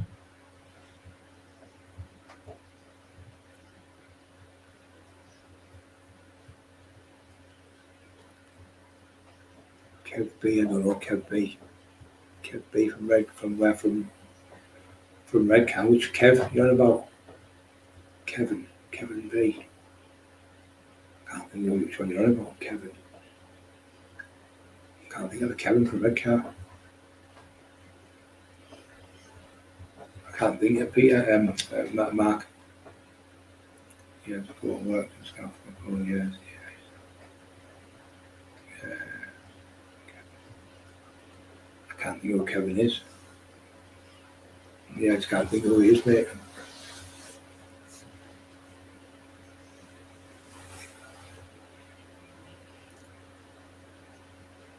Can't think of who Kev B is, mate. I'm not a fucking clue. Yeah, what can I say? Yeah, so yeah, I know that. They all know me from the old days. Like I say, the old Jeff Brown. He's another great. Jeff Robinson. Sorry, he's another great dog. He's from the Rose Garden. When I first got my job, I worked with Jeff Robinson the very first night. I didn't have a fucking clue what to do, and he helped me. Yeah, I went to the door there. He was the first job, and I used to work on the door at Silks. I worked on the door. I worked up where you went. Fucking, what do you call it? Fucking Fillmore's. I worked on Rosie O'Grady's. I used to bodyguard him. What do you call it? Fucking Rushpool Hall. Yeah, that I worked on there as well. I forget his name. It's amazing now. Smithy, Ian Smith, millionaire, has a big house on the way down on the bank from Saltburn. Big massive house there. He's died now, he's passed away, but he was a great lad. Him. Did a fucking couple of debts for him over the years. Really lumped some money I got off him. Yeah, really good person, Ian Smith. And he also owned half of the fucking town. He had houses all over, hundreds of millions he was worth. But I wouldn't be surprised if he wasn't a billionaire. Him. Ian Smith, really clever, really intelligent bloke. He'd buy something, he had the Midas stuff. Every time we club we got, he had Rosie O'Grady's as well in Redcar. That was fucking massive. Money he used to make in there.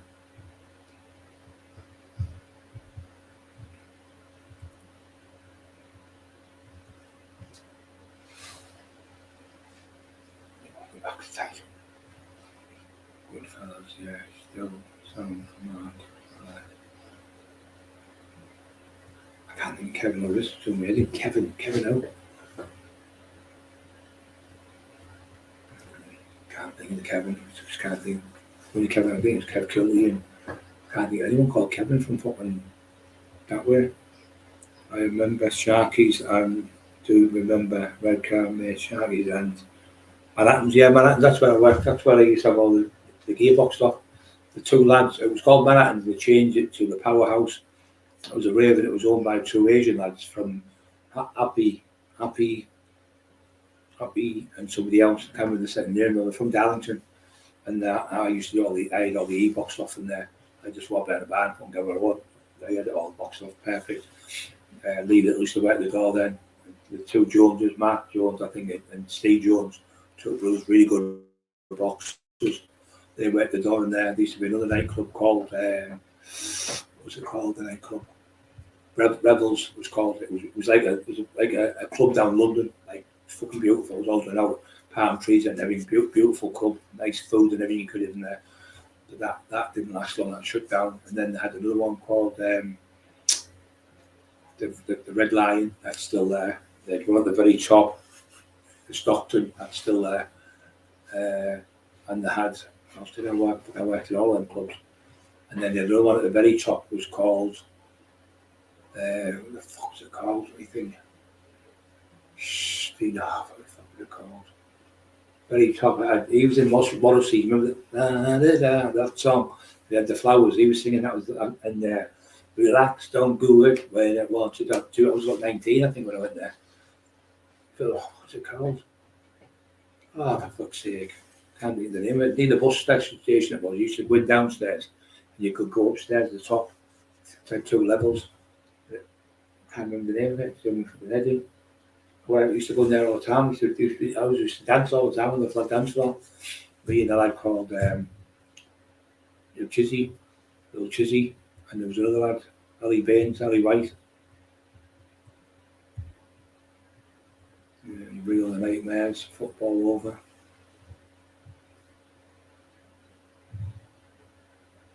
I can't think of him, that pub right at the very top of the town. It was fucking hell. Emma, what was the name of the club at the top of the town near the bus depot? The red car. The nightclub at the top of the town, red car. Near the bus depot. The nightclub.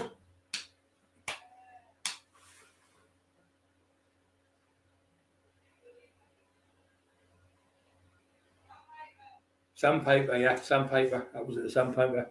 I knew I couldn't get it there. Sandpiper. That was a brilliant pub. It was chocolate every fucking night there on the Friday and Saturday. Chocolate block. It was hot. No, fucking knows it. She makes it that knows it. It's like fuck that stuff. Where else was Scaffold? Do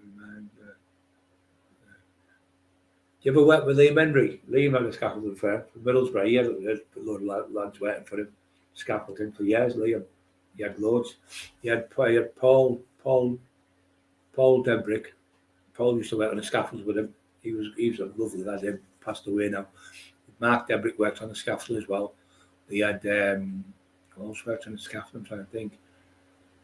Brendan Callahan. He worked on the scaffolding with him. There was Patrick Henry. They worked. There was Brian Henry. All Irish lads. They all had the scaffolding. They had a bit of a carry on one night. I had to go. I went over and I pulled up and they were all stood there, all going to have a fight. I went, what the fuck's going on? The leave and they didn't get the money. And the lad was called not Gustav. What was his name fucking called? It was called Helmet. Something Helmet it was called. His name Helmet Schmidt or something. And I had to phone him. I had to phone him, not threaten him. You need to pay these wages. It's going to be a kick-off here. And he was talking, it was German accent, and he was talking, he could broken up English. Anyway, he said, give him a phone call because he knows you. Everyone talks about you on the fucking site. Anyway, he phoned the next day and he got the money sent over. I remember it was a pub just as you go into Middlesbrough, where the park is. What was it called? Fucking hell, there's a top. I did 2 debts there as well for a woman for evicted 2 lads out of this, 2 people out of these houses. For a 76-year-old woman, and one was a solicitor. She was, well, that was easy. No, it wasn't. I said, all the fights I've had made my reputation. Oh, you understand what you mean now, she said. I said, I haven't just done this overnight. I said, I've got that reputation. I've been stabbed, shot with bars, and hundreds and hundreds of fights, thousands of people out nightclubs I've put. I said, so I've got the reputation. That's why they've gone. But it was, Sharky's was another pub that I say. Sharky's was on. Yeah, it was called Powerhouse in the end. You can still go on there. If you go on the Powerhouse, you can hear them talking. You can hear my name going on the MC thing, shout my name out to my G-Force. But yeah, Smiler, fucking hell, you're joking. 47 now, right? You remember Smiler and Bucko? Of course I remember Smiler and Bucko. They were best fucking friends. Smiler was a great boxer. Me and him used to spar in the ring. I put him right through the fucking ropes, God bless him. Locked him through the ropes. I was boxing in Lingdale with Ray Hood, and he used to say, Brian's like a fucking shit out shuffle, and he pulled a smile, knocked him right through the fucking ropes. He said, you need to up your fucking head. Paul Salter. Yeah, Paul Salter was good. Gaffled there. Mick before he died. Yeah, I had a fight with Mick. I had a fist fight, and I knocked him out in the pub, and I hit him and snapped his eye thing, his socket, and the bone come through the top, protruded through the top of his eye. And Paul said, you fucking deserve it, because he said, no, you're looking at. I was looking behind me, thinking, oh, is he talking up? Anyway, I went, the right hand, I think it was. Yeah, it was either headbutt in the right hand, or I was the left hook. I think it was, I headbutted him, I think it was, the left hook I hit him with. And before he hit the floor, all his face was smashed to bits. Anyway, the dog was going, fucking state of him, and it was little Kev was there, went, you just destroyed him there, and he can fight for fun, and he really can fight for fun, he's brilliant in the ring and everything. So about a month later, or 2 months later, he sent his apologies. About 3 months after that, he was stabbed to death about 40 times in the back, in the side, and in the arm, fighting a lad in the street. Well, Bucko, Tony Bucko, there's Dave Buxton. He used to box with me at Lingdale, so we used to get the bus there from Redcar High Street, and we had to work the buses, 274 I think it was. And then we went to Saltburn, and we would go up that way and go to Lingdale, go past Saltburn, go through to Lingdale. Go to Lingdale, I think if we went. Anyway, we went to Lingdale, got dropped off there, and we used to walk from the bus stop and go to Lingdale and box. So I said to him, how am I packing? Bucko's on the bus like laughing, so 20 minutes to get there, I thought we'd stop and start. Why? He said, I said, because in the Rocky films you get to chase chickens. He's not letting us chase any chickens. He couldn't stop laughing on the bus. So we got to the place and he was going, oh, get glove up, you, come on, get in the ring, do this, that and that. And he just kept laughing. He said, what's wrong with him? I said, what it is, I've got a complaint, Roy Hood. I said, in Rocky they chase chickens, can't we chase chickens? Everyone else can't have the fucking gym. He's getting that fucking gym now, get in that ring now. And sparring with Smiley, I think he lives in Australia now. So big, he's called Smiley because all he does is smile, about 6'4", big blonde lad. A bit like John Voight, that type of build. Big lump of a lad. Really technical boxer. He used to train with Ivo, used to teach him all the old gypsy fighting boxing. But little Bucko, Dave Bucko, I think he's got his own gym in Red Canal. And we trained for about 6 months. I trained for about 6 months going to the gym with him. And his brother Dave, his brother Tony, he worked on the doors one night. So we went outside and there's about 30, 40 lads waiting for us. They had hammers and bars and all sorts. Anyway, they said, what should we do? I said, I'll tell you what we'll do. I went, charge. And we ran at them. There was only 7 of us. He went, charge. Little Jacko was at the back. He was a car park attendant. Charge. And look at them all. And we ran. As we were running, Bucko went, watch out for the bricks. As he shouted, watch out for the bricks. One hit right in the face of building bricks. Split his fucking face up. Right down there. All his face was split in his eye. 22 stitches he got. Anyway, he got the massive payout. I don't know how much he got. But he ended up going to America to live. He's in America now. Dave Bucko and Tony Bucko. Great. And there was a little Mickey store at the door. He was a great lad who gave me the job in the gym. Ant Berg, ex-army lad, Anthony Berg. Only little brownie blonde there. What a lovely lad he was. I think he went away now. Yeah. It was a shame about that.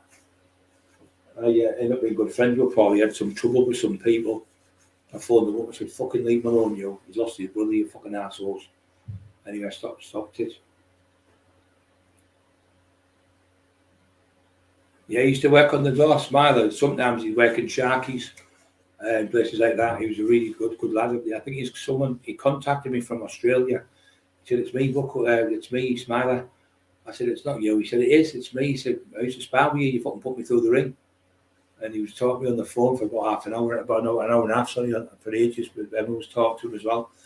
Yeah, he said, I got away. He said, all them idiots there are saying you never done this and never done that. I was there when I seen you do it, Brian. I've seen you take gangs on by yourself. I've seen you knock them fucking out all over in clubs. I've seen 5 or 6 doormen surround you and you go bang, bang, bang and knock them all out and fucking 15, 20 seconds later they're all knocked out. He said, I know you tell the truth. I used to see it with my own eyes and so does everyone at Red Canoe. Don't be listening to that daft little fucker, he's just a muppet. So that idiot is telling me about fights and he wasn't even around. You don't even know these legendary people. It's like Esther, when I had a fight with Esther, he went, fucking hell, he said he destroyed me. He said he only headbutted me twice and he fucking killed me. He said, fucking... And the next time I seen him in the pub, he could have a fight. Esther, he was the best fight in Gisborough. And I fucking destroyed him in Manhattan's powerhouse. And the next time I seen him, I went to jail, I got out and he came over to jail and went, look, he's a bit worried you're going to hit him again. And I'd split his nose that bad. I'd split it wide open. And it was all, you could see the white of this plastic surgery across here. And he was 18 stone or something, 6'2", 6'3", could fight for fun. He said, but I went up against Brian Cochran a bit too much off what I could chew, but when I seen him that night, I did a cuddle, I gave him an E, and big Ginger Allen was there. He's from, his mum used to have the pub in the town centre in Middlesbrough. I can't remember the name of it now, just where the police state, where you go left to go into where the cops have got all the cars. Cannon Park, just near there, they used to have a place. Right in the middle there, it was like near as you went on the roundabout, they had a pub there. They did it for years and years. His mum, blonde haired, his dad was old. They were nice people. They had that pub for years. They had a bit of trouble in a couple of times. I saw it for them. Never charged them, right? But they used to let me go in, do what I fucking wanted, anywhere I wanted them days.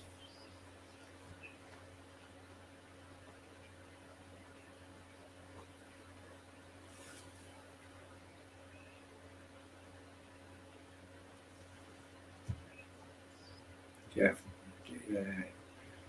Right. Mickey Starr, yeah, Brian, Mickey Starr, he ended up taking his own life. He used to work in, I used to go around to his house. His missus were from Thornaby, a family were from Thornaby, I can't remember the name now. We used to go in, I used to give them an each, because we used to wet the door in Manhattan's, and I used to give them a few each on the night in with Steve Jones and them. So I'd give them 10 a year away, but I had the whole club box off, and anybody was doing that, they'd come over and see he's doing dealing. They wouldn't touch them, but I'd just go and tax them. I'd make sure I'd give them somebody, there's the money, there's £100, go and get what you can. Come back, different coloured tablets or different one, and you cut stuff or some fucker was selling. 9 times out of 10, it'd be somebody in the toilets, so we get them, take the stuff off them, never beat them up. Always letting them take over me. Shutty was a lovely lad. Yeah, he was a good lad, Mark Shuttleworth. I used to train with Mark, really big, strong lad. We trained. He had all the records in the gym, all the bench press and everything. He said, I'm fucking going to beat you one day. He's a lovely lad. And he used to train with Peter O, sparred with Peter O. The league up, he went up to him and said, oh, you're the one who's been trained with Peter O? He said, yeah, of course. He said, Peter's my friend. And they went, oh, yeah, I appreciate that. But Shutty was sparring with him, really good lad, Shutty. We used to train together for years and years in the Olympia gym. Really nice lad. Mark Shuttleworth.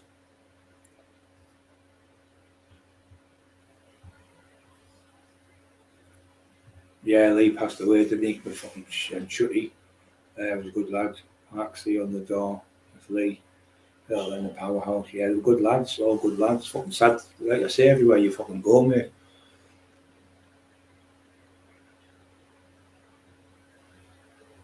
Gloria, is that her name? I don't know her name. Yeah, we used to live with her, and she used to go to Thornaby, and I used to stay. I said, well, I'll sit with him in the day, me never have an eat, because she used to always go and see her mum on a Saturday, and she'd go to Thornaby. Anyway, I was over Thornaby one day, and the kid come out. He said, oh, you know my mum? She used to go with her next door. It was in Thornaby. It was in Stockton. Thornaby come Stockton, in the estate, not far from where we live, about 4 miles away. I went, oh, you know, oh, I'd love to thank you for meeting me. And all that, took me hand and got a picture, took me, one young kid about 18-year-old, I think he was 17-year-old. He said, oh, that's me, I think that was his auntie or something. It was his auntie, I'm sure it was his auntie or something. Mick used to stay with me, and he used to have 2 bull terriers. He used to have a brown one and a little white one. And he used to come out and he used to have a table with a tablecloth on. And the dogs would go like that with a tablecloth and the red like that. We'll just go like that, like this, freeze. So what's happened to the dogs? Having the fit? He went, no, they put themselves in trances. Eli does the same. The only dogs that do it, they'll do anything soft on the nose because the sensation. It puts them into a trance. You'll see Eli doing it in the garden where the trees are. He does it under the tree and he'll go. They just stand there like that for ages. 2, 4, 5 minutes, 10 minutes. They used to do it for ages, mixed doors. I said, what the fuck? So they do it deliberately, they love it. They had like a neck curtain. So the neck curtain was dead soft on the nose. They just go staring into space like they've been fucking spiked or something. Like some fucking names coming from the past here. Like, makes me a bit upset, you know, when you hear about them. Like Paul's told a great lad. Mickey died. Lee Little. Nick Starr. So it comes and fucking kills me. I go to bed at night, I've got fucking tears in my eyes to remember in the old days. Dad was Jeff, was his dad's best mate. Sadly passed away about 6 years. Another one.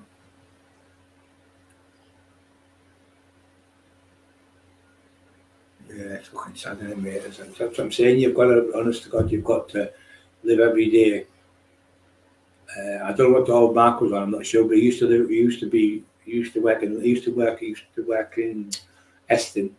But Mark used to train with me when he was only a kid. We were both kids, same age. Yeah, I never had a bad word. Me and Mark, he was always laughing and joking. He loved me to bits, and we'd have the camaraderie because we were both like super strong in the gym. Really, really nice lad. I haven't seen him for years, but if you see me, he'd make a fuss of me. I know he would because he was a nice person. Yeah, all these old. So these all know me. Mark used to say, "There's no one can beat you." He'd tell you the same. I was too powerful for anyone them days. His hand speed was that fast, and the power used to come through, which was phenomenal. I just had that balance and everything. The old Dave Bucko, yeah, Davey Bucko. I think he's got his own gym. Brilliant little boxer. His favourite fighter was he had a sister as well. His sister, I can't remember his sister's name. She was a nice lass. She lived on the seafront near Manhattan's. She had a flat there on the right. I used to talk to her all the time. I can't remember his first name now. She used to live there. Dave Bucko, and Dave didn't really bother much with Tony. He was very quiet. Dave, he did a lot of running, a lot of boxing. His favourite fighter was Hands of Steel. They call him fucking No Mas. Remember him? I can't remember his fucking name now. The Mexican boxer. That was his favourite fight. He humiliated him. He copied this type of fight. Really tough little lad. He's only about 12 stone, I think, or 5, 6, something like that. Really tough lad, really nice lad. Very polite, always laughing and joking. But Dave used to work there. Tony Bucko used to work for the Williamses, Dave Williams, and then Dave Williams is the best fighter in Red Car. He was a fucking bully. He used to say to Tony, "Fight me for your wages." Tony couldn't beat him. Too big, too strong, too big for him, too bad a fighter. And later on, I bashed Dave Williams all over and he fucking killed him on the seafront. I put my thumbs in his eyes, put his fucking eyes out his head nearly. He was blind for 10 days. He couldn't see for 10 days. He had these bandages on his eyes. And I picked him up and threw him over the top of a car in Red Car for bullying a lad about 9 stone. He was about 17.5, 18 stone. He was bullying a lad 9 stone and giving him these ecstasy to sell that weren't real. He couldn't sell them. He had a girlfriend called Diane. And she was going, "Go on, Dave, beat him up." He had a 10-year-old son, 8-year-old daughter then, and she was shouting, "Go on, Dave, give him it." She buzzed off and beat Peter up. So he battered him in the fucking garage in Red Car on the road, on the big road where the race course, the back of the race course, where you got a Wheatlands Park, it's called, I think. Not Wheatlands, is it Wheatlands Park? Yeah, in Red Car. And I went and got him. I fucking battered him outside Emma's house. It was at Emma's flat.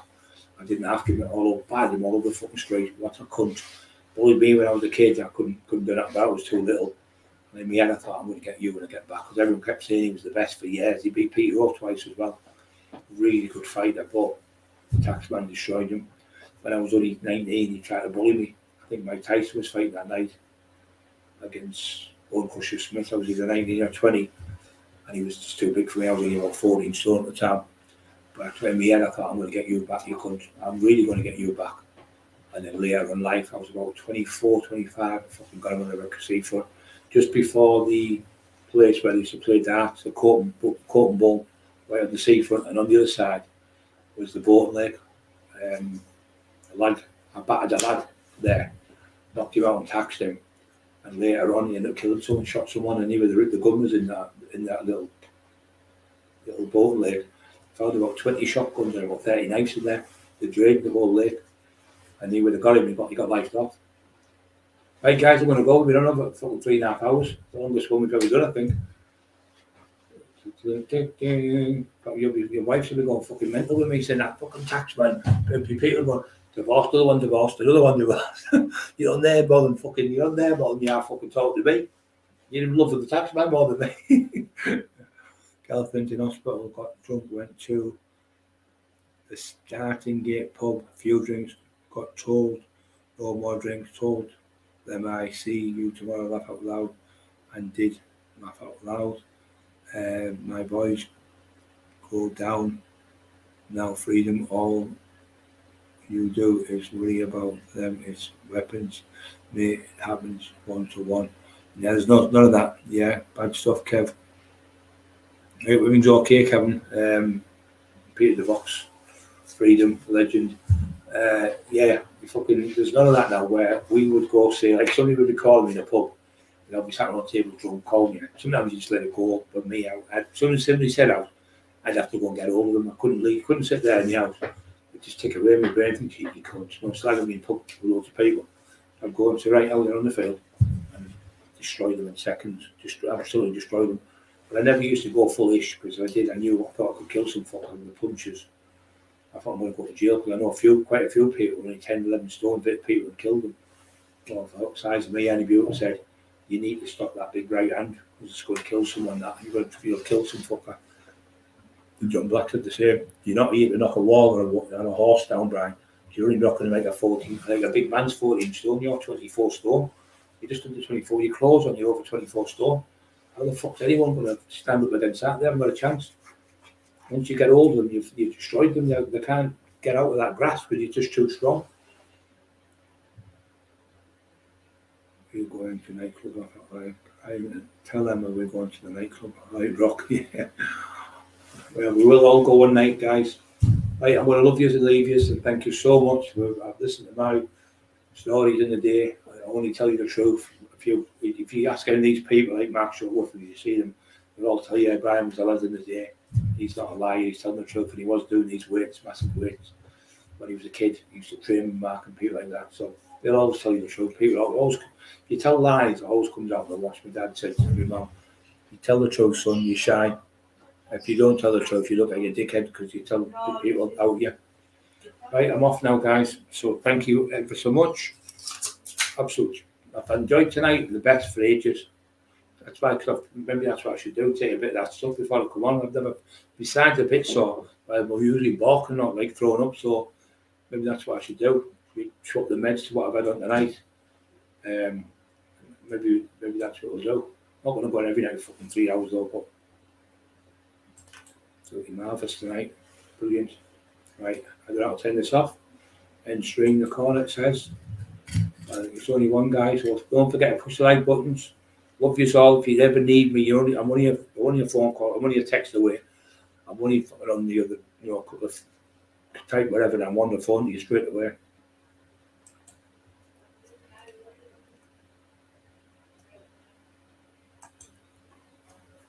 And stream, I've done it twice now.